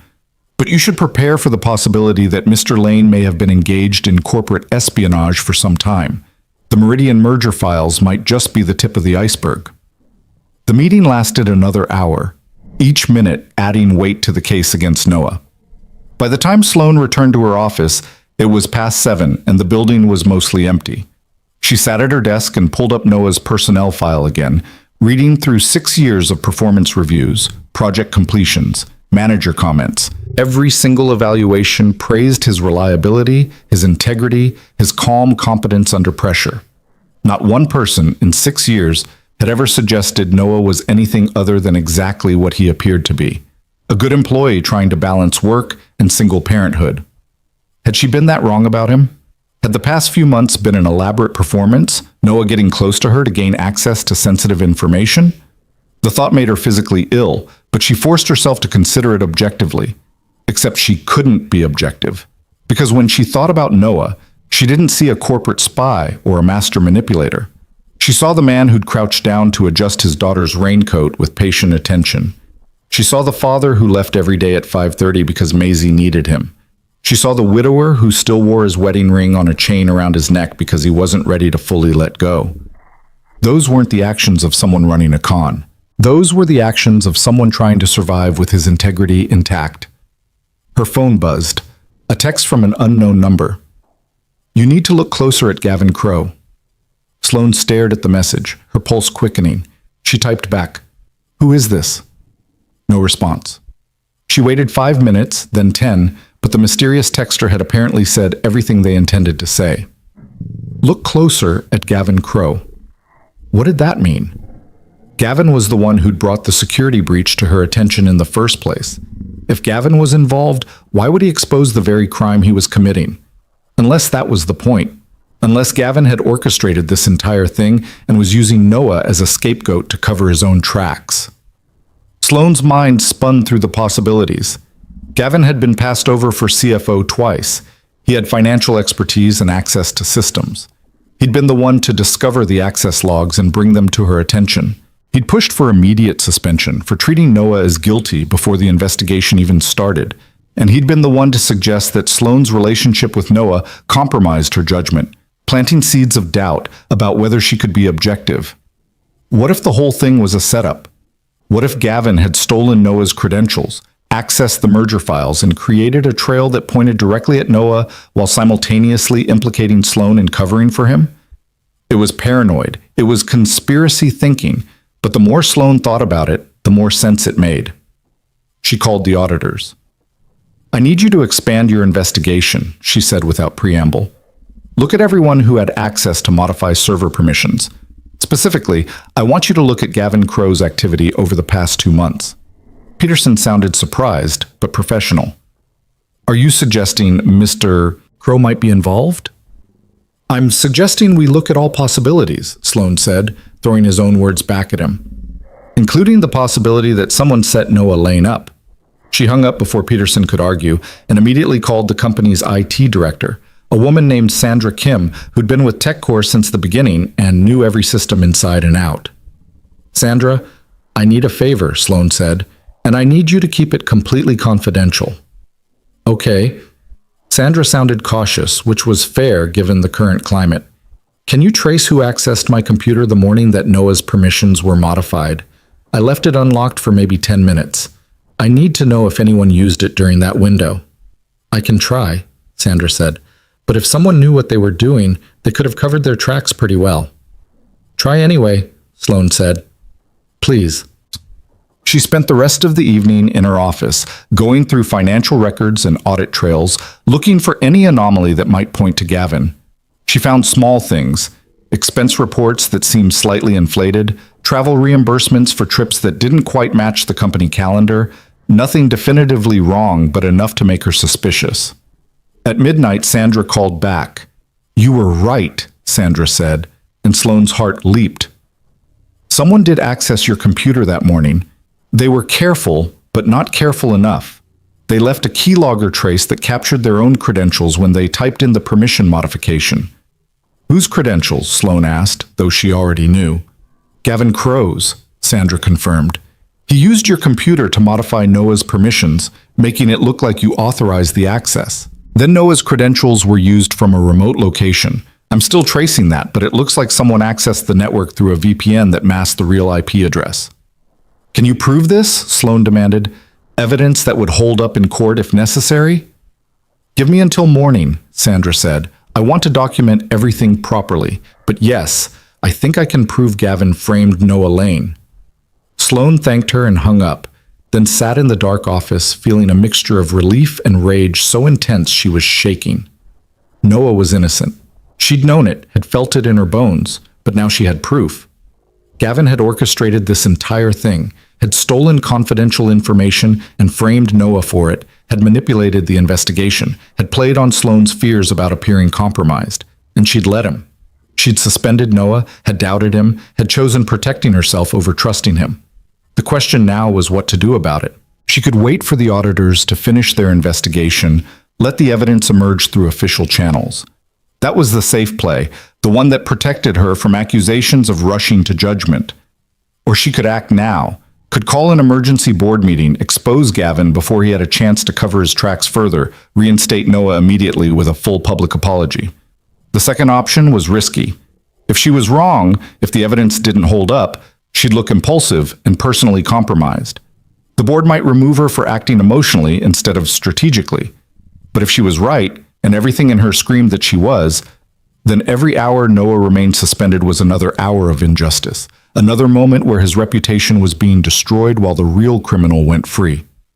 Sloan made her decision. She called Richard Kaufman at 12:30 in the morning, waking him from sleep. This better be important, Richard said groggily. It is, Sloan said. I need an emergency board meeting, tomorrow morning, 9 a.m. In person if possible, video conference if not. What's going on? I have evidence that Noah Lane was framed, Sloan said, and I know who did it, but I need the board's authority to move forward with what I'm planning. Richard was silent for a moment, then she heard rustling as he presumably sat up in bed. How solid is this evidence? Solid enough to bet my job on it, Sloan said, which is effectively what I'm doing by calling you at 12:30 in the morning. All right, Richard said. I'll make the calls. 9 a.m., my office. You better be right about this, Sloan. I am, Sloan said with more confidence than she felt. She spent the rest of the night preparing, building her case, documenting everything she'd found. By 7 a.m., she had a presentation ready, timeline, evidence, a clear narrative of how Gavin had orchestrated the frame-up and why. It was compelling, damning, and absolutely career-ending for Gavin Crow. The board meeting started exactly at 9. 6 board members in person, 2 via video conference, all of them looking skeptical about being summoned on a Saturday morning for what better be worth their time. Sloan didn't waste time with pleasantries. She laid out her evidence methodically, showing how Gavin had accessed her computer to modify Noah's permissions, how he'd used a VPN to access the merger files using Noah's stolen credentials, how he'd planted the anonymous email to trigger an investigation. Then she showed them what Sandra had found overnight, evidence that Gavin had been embezzling from the company for at least 8 months, skimming small amounts from various budget lines in a way that wouldn't trigger automatic audits. The Meridian merger threatened him, Sloan explained. The acquisition would have brought in new financial oversight, new systems, new auditors who would have caught his embezzling. He needed a distraction, something big enough to occupy everyone's attention while he covered his tracks. So he framed Noah Lane, knowing that a security breach would trigger exactly the kind of investigation that would keep everyone focused on the wrong target. Why Lane specifically? One of the board members asked. Because Noah was close to me, Sloan said, and felt her voice catch slightly. Gavin knew there was speculation about our relationship. By framing Noah, he could accomplish multiple things: create his distraction, get rid of someone who might have been in a position to notice financial irregularities in projects they worked on together, and potentially damage my credibility by suggesting I was too personally involved to see the truth. It was elegant, really. Sociopathic, but elegant. Richard Kaufman leaned forward. You suspended Lane based on this evidence. Why didn't you see the frame-up then? This was the moment Sloan had been dreading. The moment where she had to admit her failure. Because I let fear cloud my judgment, Sloan said quietly. I was so worried about protecting my position, about not appearing compromised, that I didn't trust my own instincts. I knew Noah was innocent. Every interaction I'd had with him, everything I knew about his character told me he couldn't have done this. But I suspended him anyway because it seemed like the safe professional choice. I was wrong, and Noah paid the price for my cowardice. The room was silent for a long moment. Then Richard spoke, his voice careful. What are you recommending we do? Fire Gavin Crowe immediately. Pursue criminal charges for embezzlement and corporate espionage.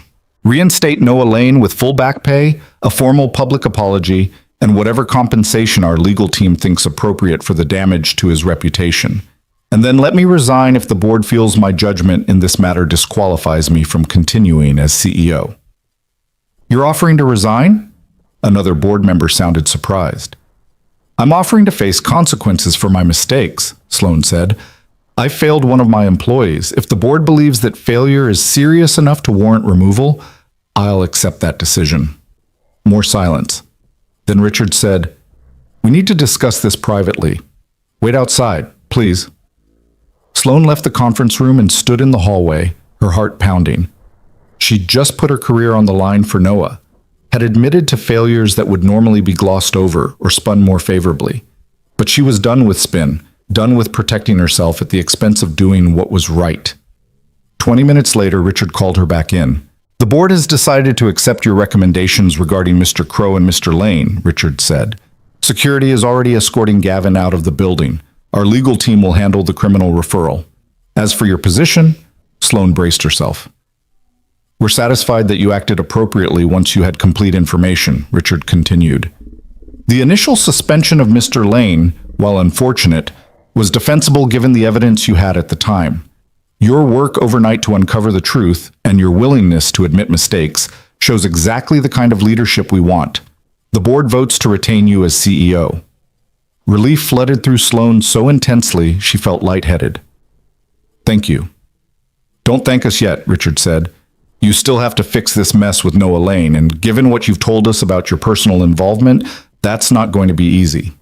No, Sloan thought, it wasn't going to be easy at all. She left the board meeting and went directly to her office, where Priya was waiting with coffee and a knowing look. I heard Gavin got walked out by security, Priya said. Want to tell me what happened? Noah was innocent, Sloan said. Gavin framed him. It's a long story, but the short version is I was right to trust my instincts and wrong to let fear override them. So what now? Now I have to call Noah, Sloan said, looking at her phone like it was a live grenade, and somehow convince him that I'm sorry, that I believe in him, that I want to make this right, even though I have no idea if he'll ever forgive me. He'll forgive you, Priya said confidently. He's that kind of person. I don't know if I deserve forgiveness, Sloan said quietly. Probably not, Priya agreed. But that's not really the point, is it? The point is whether you're brave enough to ask for it anyway. Sloane picked up her phone and dialed Noah's number before she could lose her nerve. It rang 4 times, and she was preparing to leave a voicemail when he answered. Sloane. Noah's voice was carefully neutral, giving nothing away. Noah. Hi. Sloane stopped, took a breath. I need to talk to you. In person. Are you free? I'm suspended, Noah said flatly. I'm free every day. All day. It's amazing how much free time you have when your career has been destroyed. The bitterness in his voice cut deep, but Sloane deserved it. I have news, she said. Good news. About the investigation. Can I come to you, or we could meet somewhere neutral if you'd prefer? Noah was quiet for so long Sloane thought he might have hung up. Then he sighed. I'm at the playground with Maisie, North Park, by the elementary school. You can meet us here if you want. I'll be there in 20 minutes, Sloane said. She drove to North Park in a daze, her mind racing through everything she needed to say, everything she wanted to explain. Sorry didn't seem adequate. Nothing seemed adequate for what she'd put him through. The playground was busy with Saturday morning families. Kids on swings, parents clustered on benches with coffee, the ambient noise of childhood joy that seemed almost surreal given what Sloane was about to do. She spotted Noah immediately, standing near the slide watching Maisie climb up the ladder with intense concentration.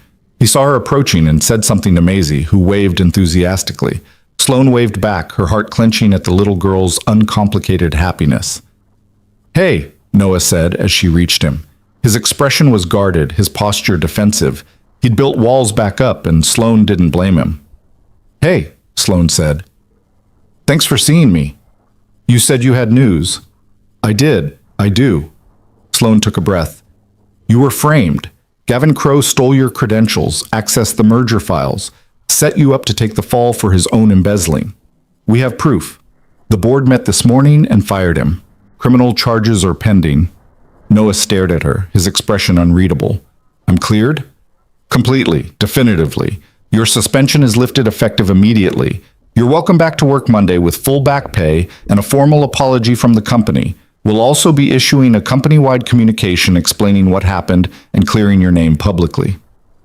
I was innocent, Noah said, and his voice was so carefully controlled it hurt to hear. I told you I was innocent. I know. But you didn't believe me. I did believe you, Sloane said desperately. But I let fear override that belief. Fear of losing my job, fear of looking compromised, fear of being wrong. And I'm so sorry, Noah. You deserved better. You deserved someone who would fight for you without hesitation. And instead you got me second-guessing everything because I was too much of a coward to trust my own judgment. Maisie called out from the top of the slide, Daddy, watch me! Noah turned to watch his daughter slide down, caught her at the bottom, then sent her running back to the ladder. Only then did he look back at Sloane. You destroyed my reputation, Noah said quietly. Maybe the company will send out a memo, maybe people will read it, but they'll always remember that I was suspended for stealing company secrets. Even if I'm cleared, that stain doesn't wash off. I know, Sloane said, and tears were threatening now, but she refused to let them fall.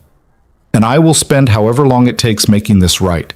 I'll personally speak to every department, every manager, everyone who needs to hear directly from me that you were innocent and that I failed you.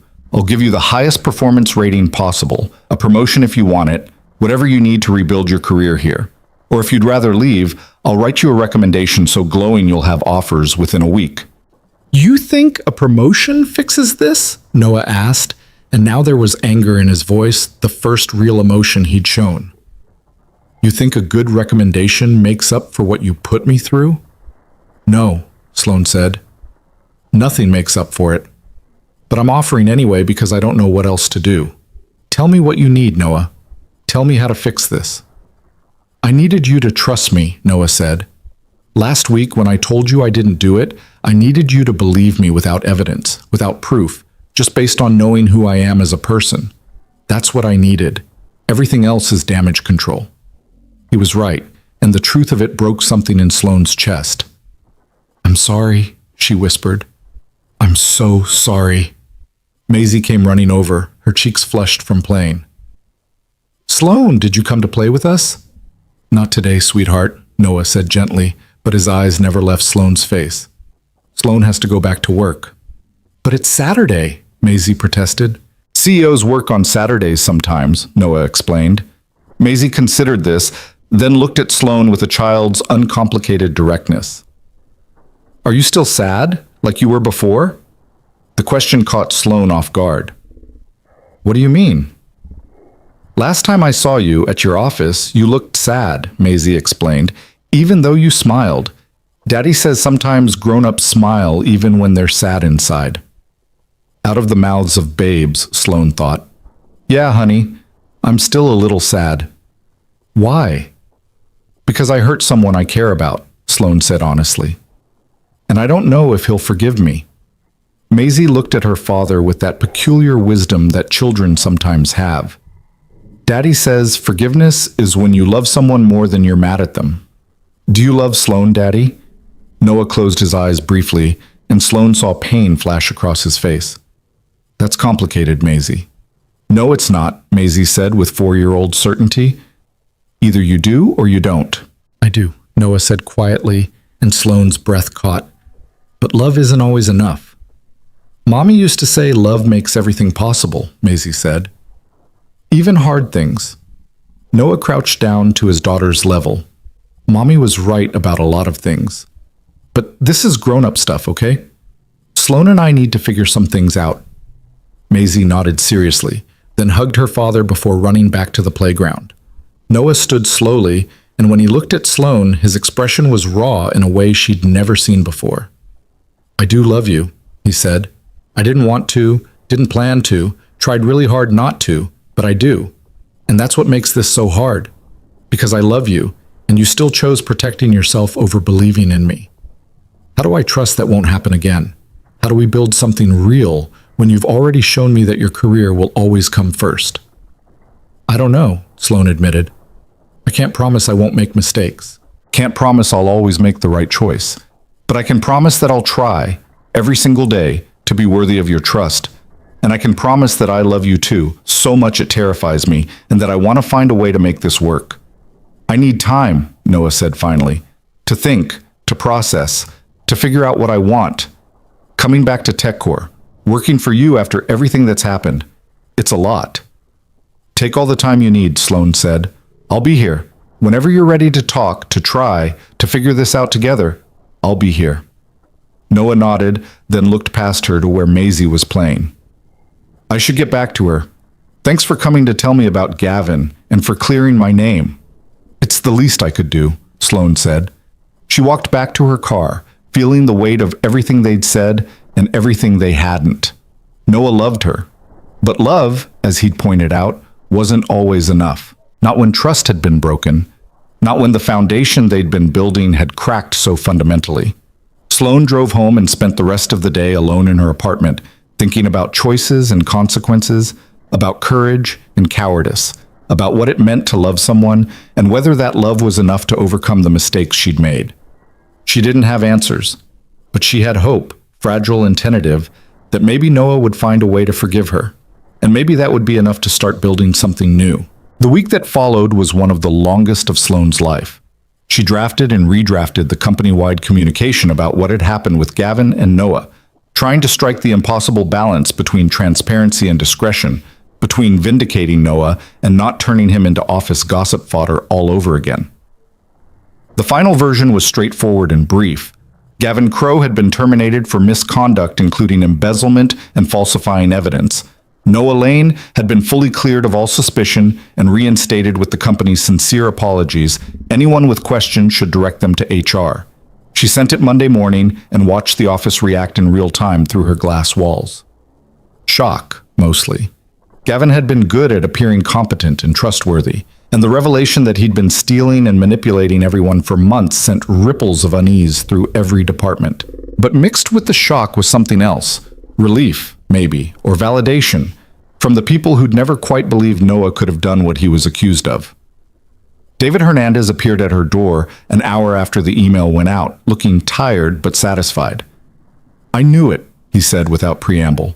I knew Noah didn't do it. That kid's got more integrity in his little finger than most people have in their entire bodies. You could have said something, Sloane pointed out. I did, David said. In my interview with the auditors, told them they were barking up the wrong tree, that Noah Lane was the last person at this company who'd steal anything. But I'm not the CEO. My opinion doesn't carry the same weight as yours. The implicit criticism stung because it was accurate. David had trusted his judgment of Noah's character. Sloane, who'd known Noah more intimately, who'd spent hours in conversation with him, who'd watched him parent his daughter with patient devotion, had still let fear override her instincts. Is he coming back? David asked. I don't know, Sloane admitted. I told him the job was his whenever he wanted it, but he needed time to think. Can't blame him, David said. Being suspended like that, having everyone think you're a thief even for a few days, that leaves a mark.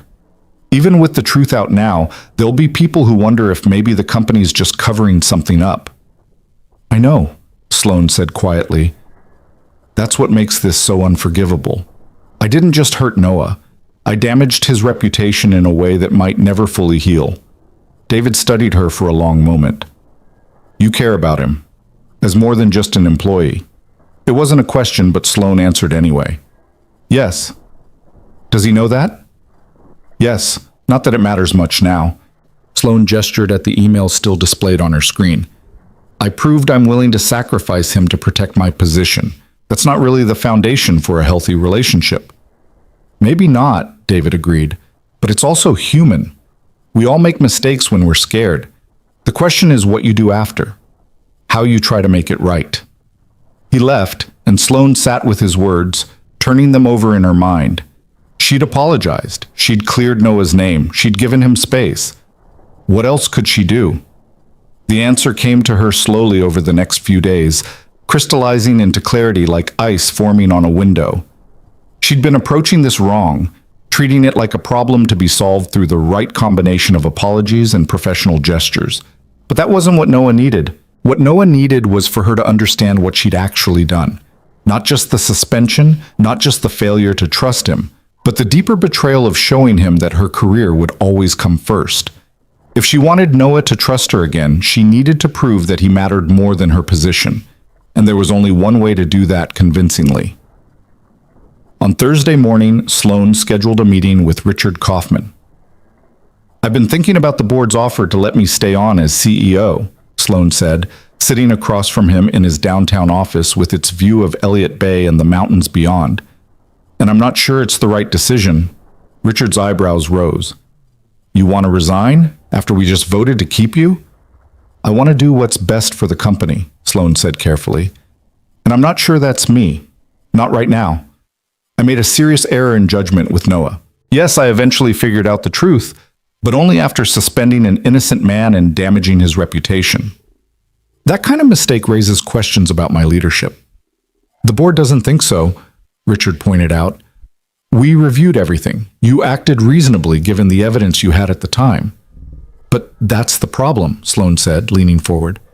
I had evidence beyond the access logs. I had months of knowing Noah's character. I had every instinct telling me he couldn't have done this, and I ignored all of that because I was afraid of looking compromised. That's not good leadership. That's cowardice. Richard was quiet for a moment, studying her with the shrewd expression that had made him a successful board chair for 15 years. This isn't really about the company, is it? This is about Noah Lane. It's about both, Sloane said honestly. Yes, I care about Noah. More than is probably appropriate for a CEO to care about an employee. And yes, I failed him in a way that might be unforgivable. But I also failed the company by letting personal fear override professional judgment. Those two things are connected. What are you proposing? Richard asked. I'm proposing I step down as CEO, Sloane said, and felt a strange sense of relief as the words left her mouth. Effective in 3 months, to give the board time to find a replacement and ensure a smooth transition. I'll stay on as a senior advisor if you want me, or I'll leave entirely if you'd prefer, but I don't think I should be CEO anymore. And this has nothing to do with wanting to date Noah Lane without the complication of being his boss? Richard's tone was dry, but not unkind. It has everything to do with that, Sloane admitted, but it's also the right thing to do regardless. I spent my entire adult life building my career, sacrificing relationships and personal happiness because I thought success would be enough. And then I met someone who made me realize it wasn't enough, that there was something else I wanted. So when I had to choose between him and my job, I chose my job. And I hate that I did that. I hate who it made me. She paused, surprised by how much emotion was leaking through her carefully maintained professional facade. I don't want to be the person who always chooses career over people, who protects her position at the expense of her integrity. I want to be someone who's brave enough to put love first, even when it's risky, even when it might cost everything. And I can't be that person as long as I'm clinging to this job like it's the only thing that defines me. Richard was quiet for a long time. Then he sighed. You know what? I believe you, which is unfortunate because you're actually a pretty good CEO when you're not having an existential crisis. Despite everything, Sloane smiled slightly. Thank you, I think. Well, if you're serious about this, I'll bring it to the board, Richard said. But I want you to think carefully before we announce anything. Stepping down is a big decision. Make sure you're doing it for the right reasons. I am, Sloane said with more certainty than she'd felt about anything in weeks. This is right. She left Richard's office feeling lighter than she had since the whole disaster started. She didn't know if Noah would forgive her, didn't know if stepping down as CEO would make any difference to him, or if the damage was already too permanent to repair. But at least she'd know she'd tried. At least she'd proven, to herself if no one else, that she was capable of choosing differently. That evening, she drafted her resignation announcement. It took hours to get the tone right. Grateful for the opportunity, confident in the company's future, personal reasons for stepping down without elaborating on what those reasons were. She sent it to Richard for review and then sat in her apartment staring at her phone, debating whether to text Noah. She'd promised to give him space, but didn't he deserve to know what she was planning? Or would telling him look like she was trying to manipulate his feelings, using her resignation as leverage to guilt him into forgiving her? In the end, she decided to wait. The board would need to approve her resignation, and there were a dozen logistical details to work out before anything became public. Better to let Noah hear the news when it was final, rather than burdening him with her plans and making him feel responsible for her choices. But the waiting was agony. Every day that passed without hearing from him felt like confirmation that she'd lost him for good, that even stepping down as CEO wouldn't be enough to bridge the gap her betrayal had created. A week after their conversation at the playground, Sloane's phone rang at 8 o'clock on a Tuesday night. She was home, attempting to eat takeout Thai food while reviewing transition documents for whoever would replace her as CEO. When Noah's name appeared on her screen, she nearly dropped the phone. Noah, she said, her voice coming out more breathless than she'd intended. Hi. Hi, Noah said, and there was something different in his voice, less guarded than the last time they'd spoken, though still careful. Is this a good time? Yes, any time is a good time for you. Sloane set down her food and moved to the couch, curling up like she was physically protecting herself from whatever Noah was about to say. I've been thinking, Noah said, about everything that happened, about what you said at the playground, about us. Okay, Sloane said, her heart pounding. I'm still angry, Noah said bluntly. I'm angry that you didn't trust me. Angry that I had to go through that whole nightmare, angry that even now, with everything cleared up, I can feel people looking at me differently at the grocery store, at Maisie's daycare, like they're wondering if maybe there's some truth to what they heard. I know, Sloane said quietly. You have every right to be angry. But I also understand why you made the choices you made, Noah continued. You were in an impossible position. The evidence looked damning. You had the board breathing down your neck, Gavin pushing for immediate action, and your entire career potentially on the line. I don't agree with what you did, but I understand it. Sloane felt tears welling up, but fought them back. That doesn't make it okay. No, Noah agreed. It doesn't. But it makes it human. And I've spent the past week thinking about what Maisie said at the playground, about forgiveness being when you love someone more than you're mad at them. She's 4 years old and she somehow understands something I've been struggling with for days. What's that? Sloane asked. That love means accepting people's imperfections, Noah said. Claire used to tell me that all the time. I'd get frustrated with myself for some mistake, some failure, and she'd remind me that love isn't about being perfect. It's about showing up, trying your best, and being willing to grow. And I think maybe I needed to hear that again from my 4-year-old daughter channeling her mother's wisdom to remember that I'm not perfect either. I've made plenty of mistakes. Maybe not this particular mistake, but others. Sloane didn't know what to say.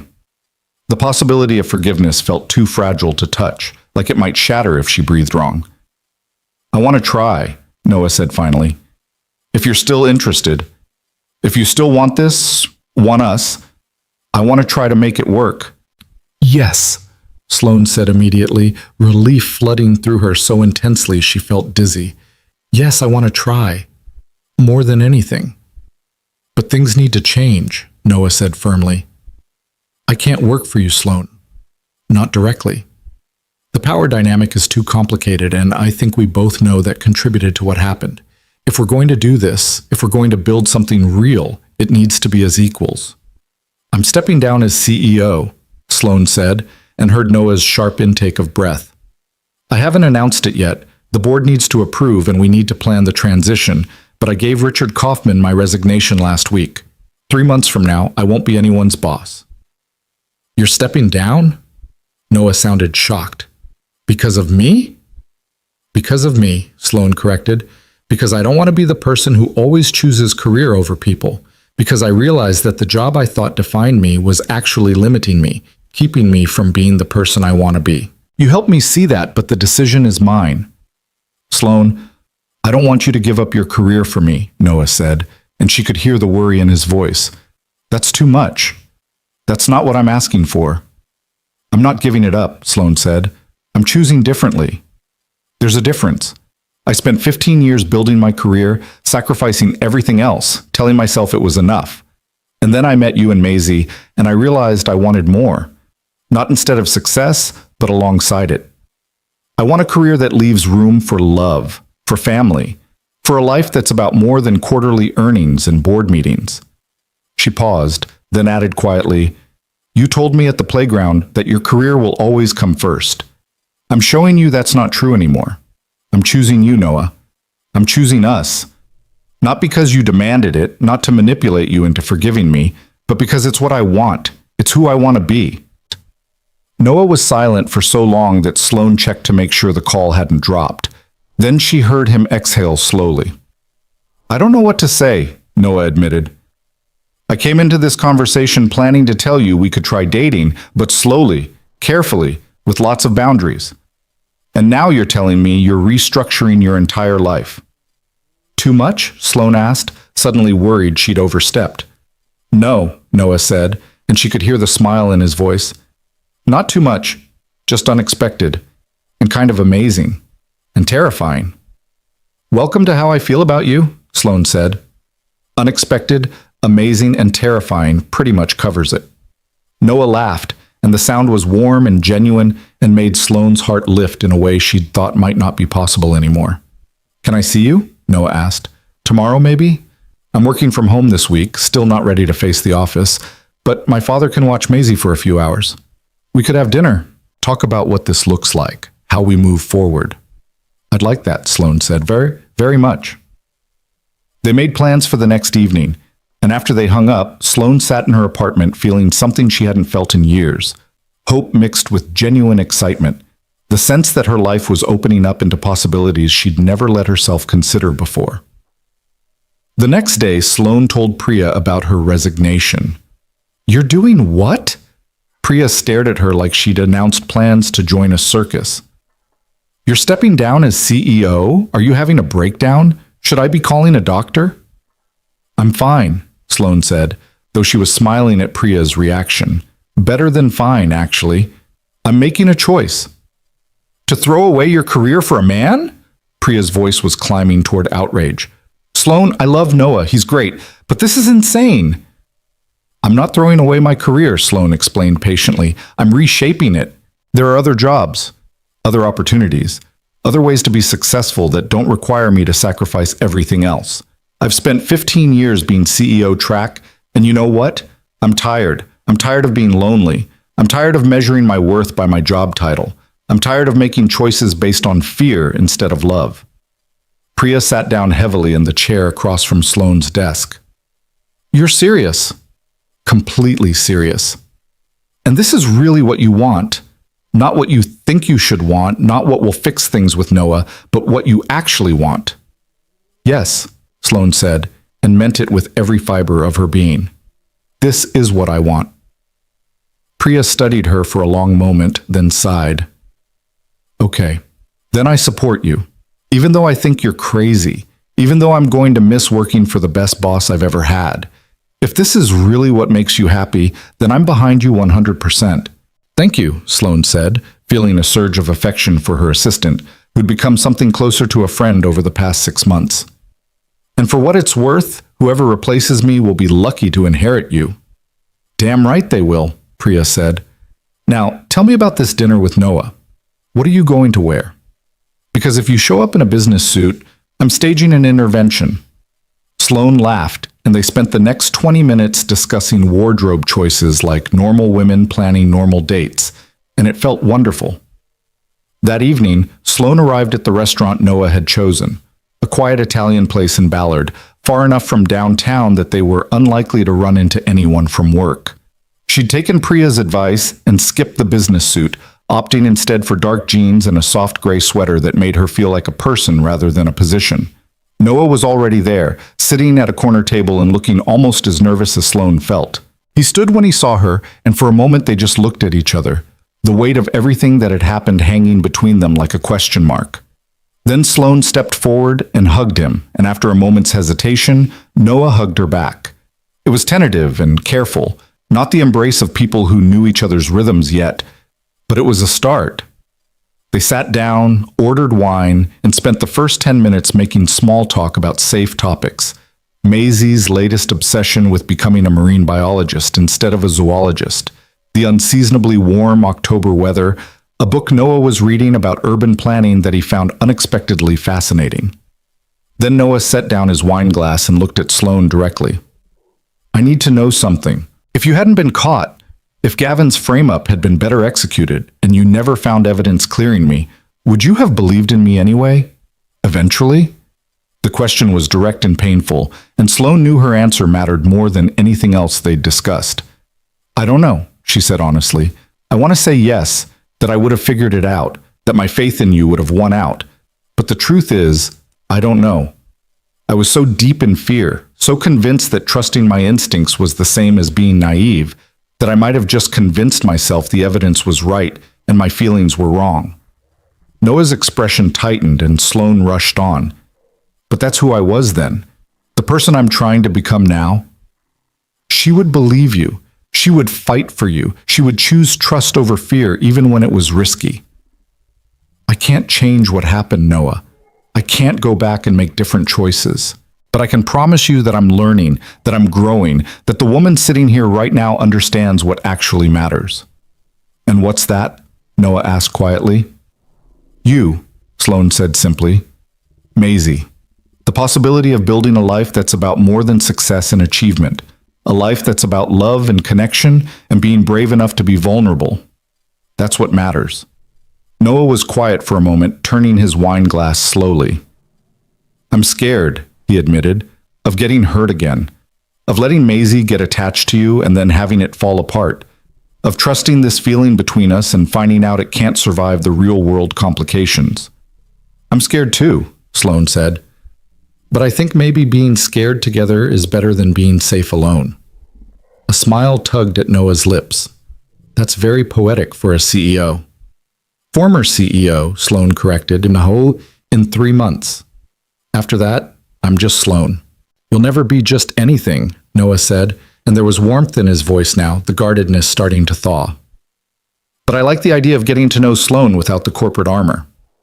They talked through dinner about practical things, how to navigate their relationship now that the office knew something was happening between them, how to introduce the idea to Maisie without overwhelming her, what Sloane's life might look like after she stepped down. Noah told her about the consulting offers he'd received from former colleagues who'd heard about his vindication, opportunities to work independently that would give him more flexibility with Maisie's schedule.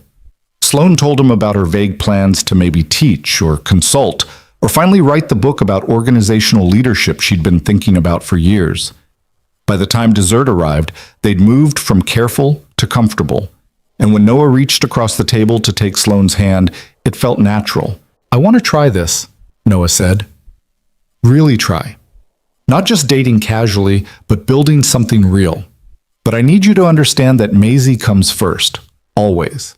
If this relationship ever puts her in an uncomfortable position, if she starts to struggle because of our complications, that's when I walk away. Not because I don't care about you, but because she's my priority. As she should be, Sloane said firmly, and I would never ask you to choose between us. If anything, I hope I can be someone who adds to Maisie's life, not someone who complicates it. She already likes you, Noah said, which honestly terrifies me a little because if this doesn't work out, I'll have to explain to my 4-year-old why someone she cares about isn't around anymore. Then we'll make it work, Sloane said with more confidence than she felt.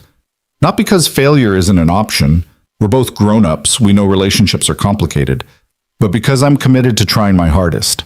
Because you're worth it. Because Maisie's worth it.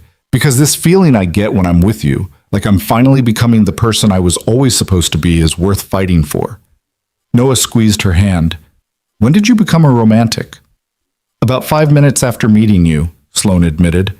It's been very inconvenient.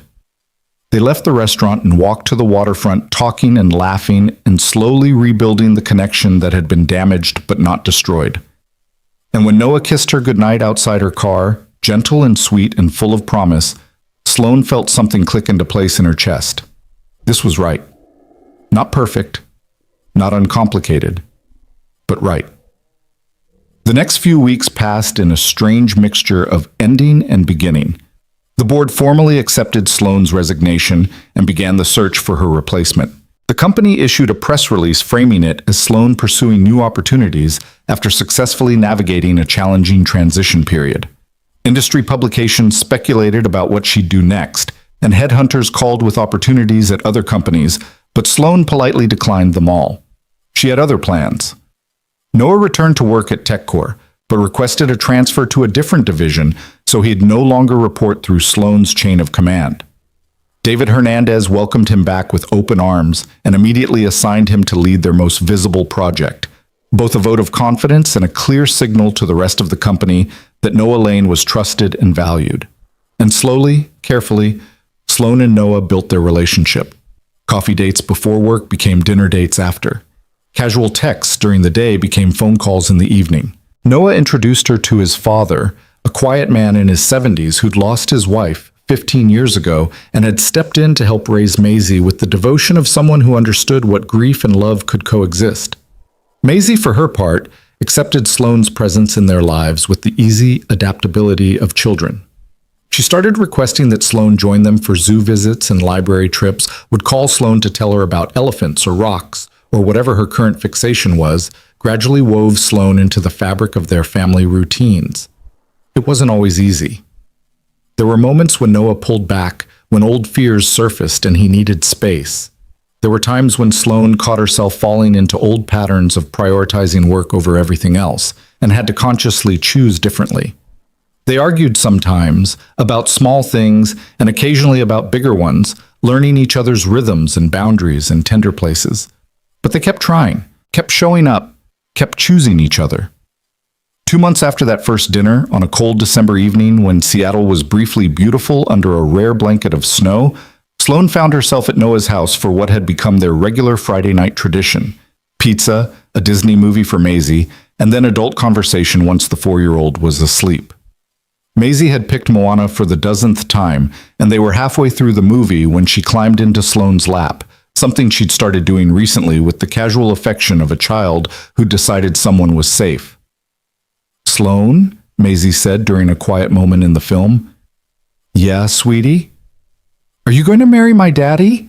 The question came out of nowhere, and Sloane felt Noah tense beside her on the couch.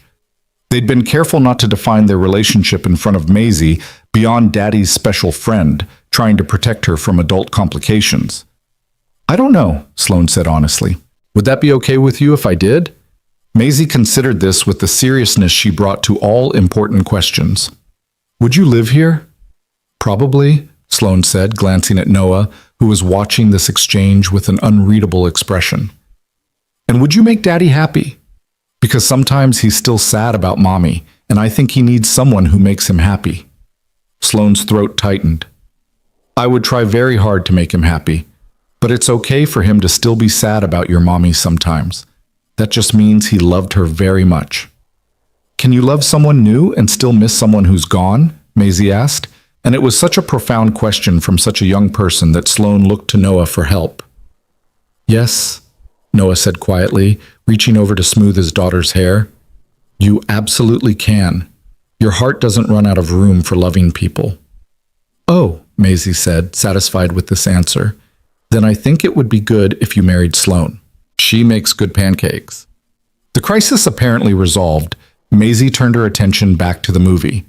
Sloane and Noah exchanged glances over her head, amused and tender and tinged with the awareness that they'd just crossed some invisible threshold. After Maisie went to bed, they sat together on the couch with wine and the kind of comfortable silence that comes from growing familiar with each other's presence. Sorry about that, Noah said eventually. The marriage question, I don't know where she got that idea.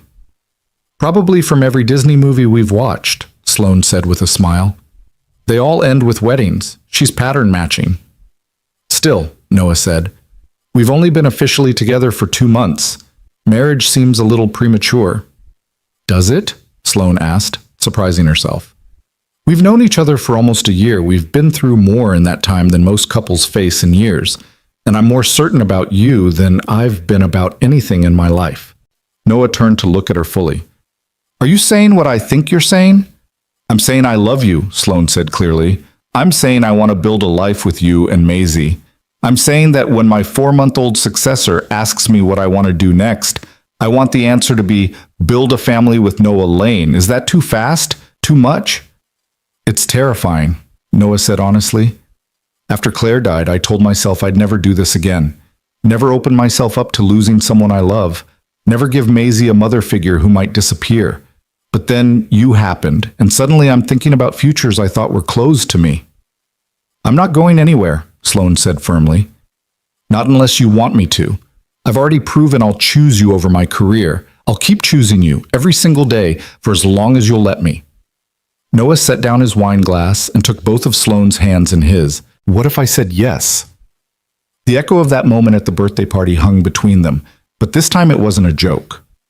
This time it was a question, serious and open and full of possibility. What if I said yes to building a life together? Noah continued.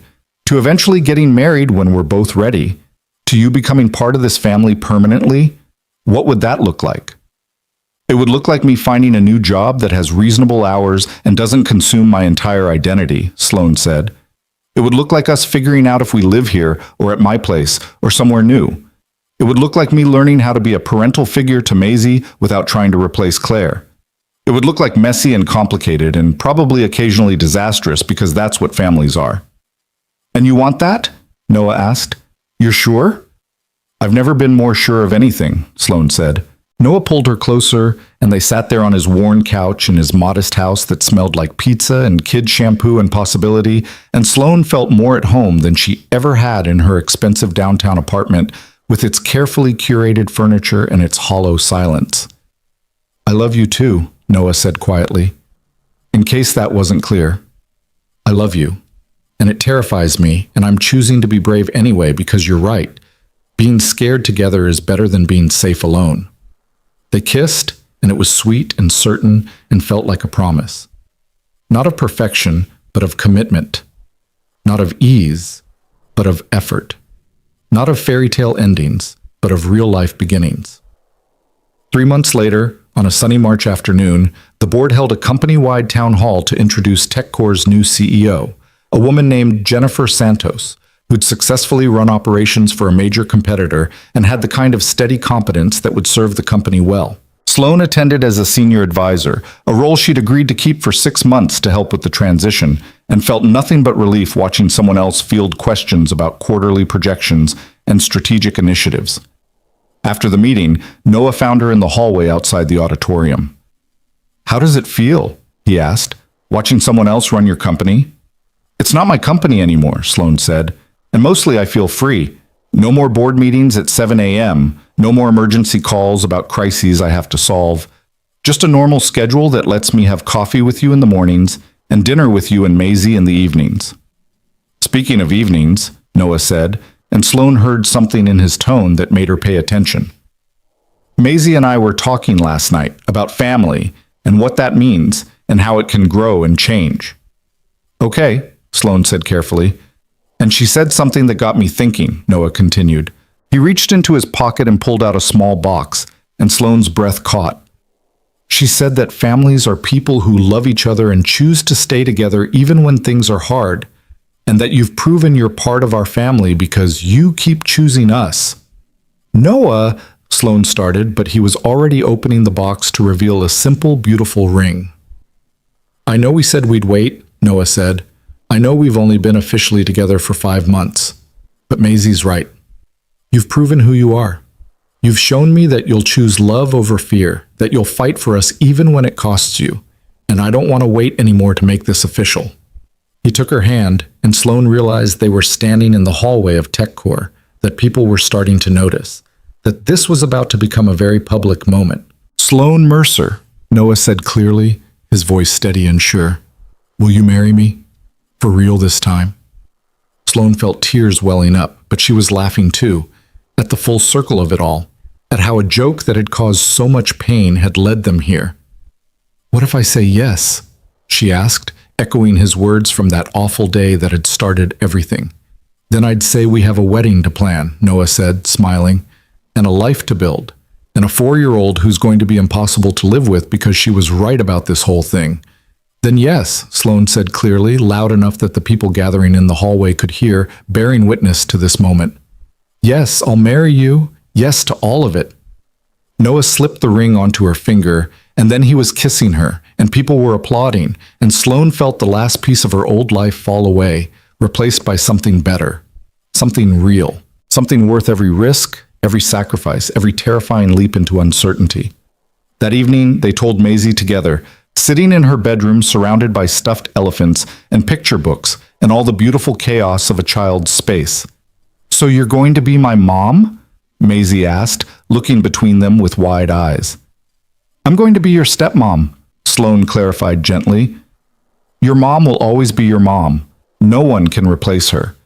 But I'm going to love you and take care of you and be part of your family, if that's okay with you."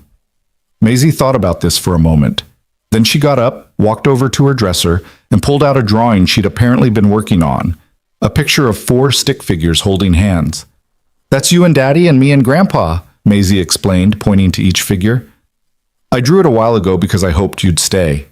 "I'm staying," Sloane promised, pulling the little girl into a hug.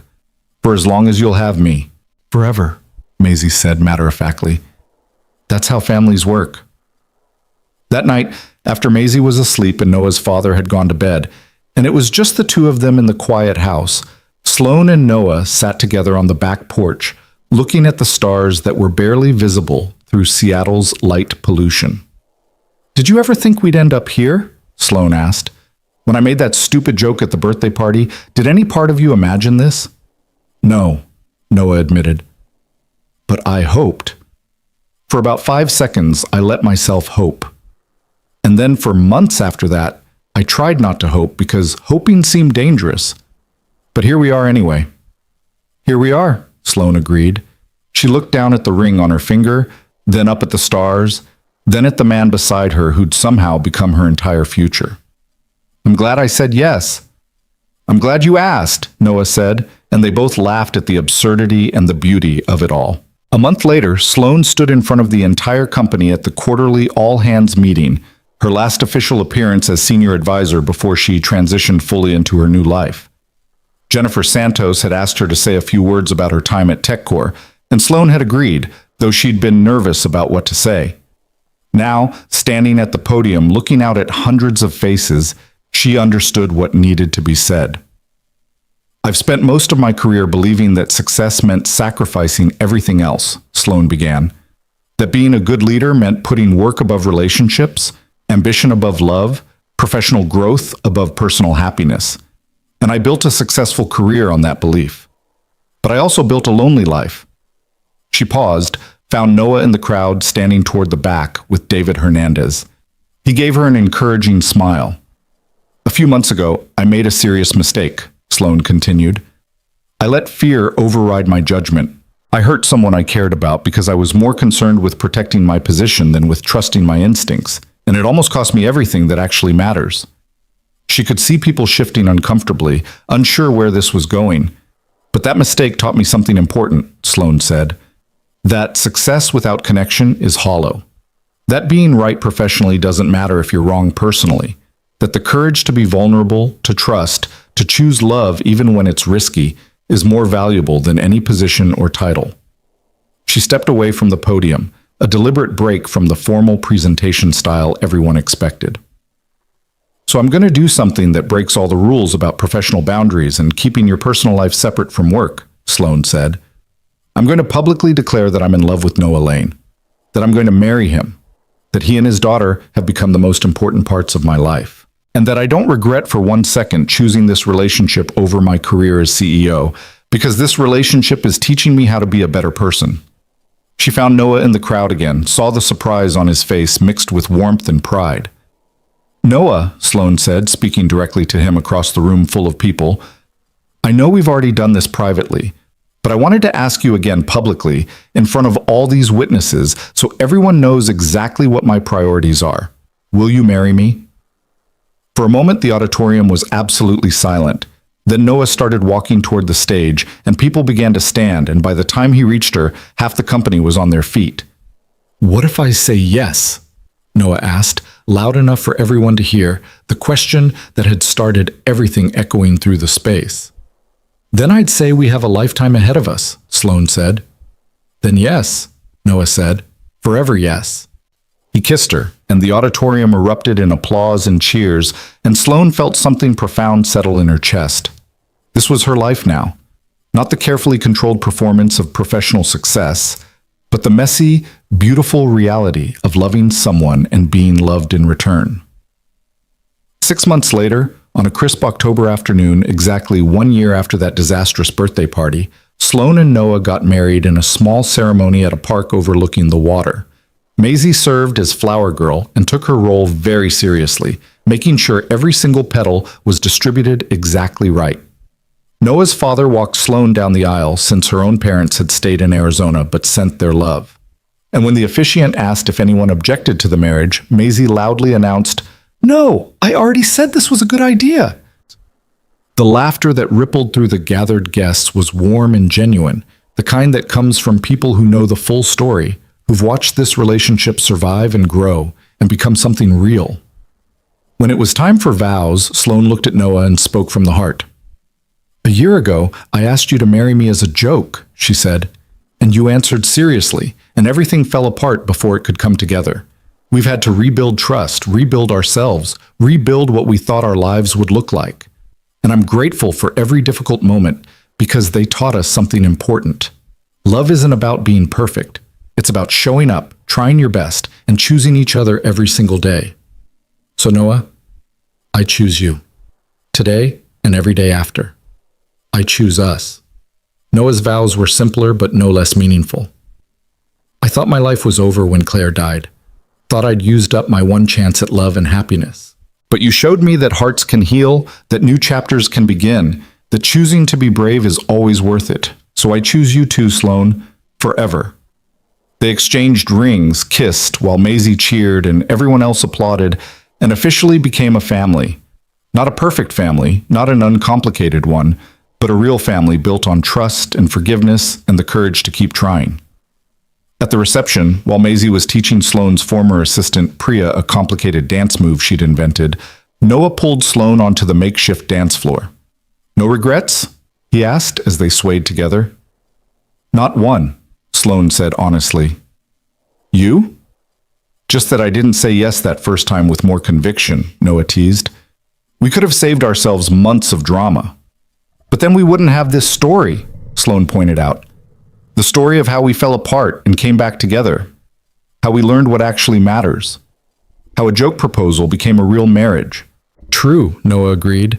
He pulled her closer, and they danced under the string lights while their families and friends celebrated around them, and Sloane felt completely, impossibly happy.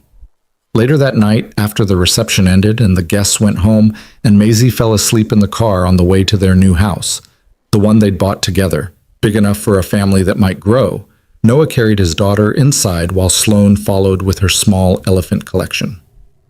"Is she okay?" Sloane whispered as Noah tucked Maisie into her new bedroom. "She's perfect," Noah said, smoothing his daughter's hair with infinite tenderness. "We're all perfect." He was right. Not perfect in the sense of flawless, but perfect in the way that mattered.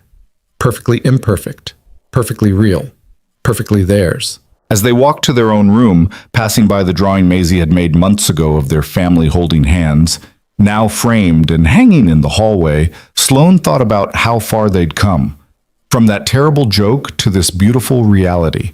From fear and separation to love and commitment. From broken trust to rebuilt foundations stronger than before. "Thank you," Sloane said quietly as they got ready for bed. "For what?" Noah asked. "For saying yes," Sloane said. "That first time, when it was just a joke. For taking me seriously when I didn't deserve it. For giving me a second chance when I'd failed you. For teaching me what it means to be brave enough to love." Noah pulled her close. "Thank you for asking. Both times. For real.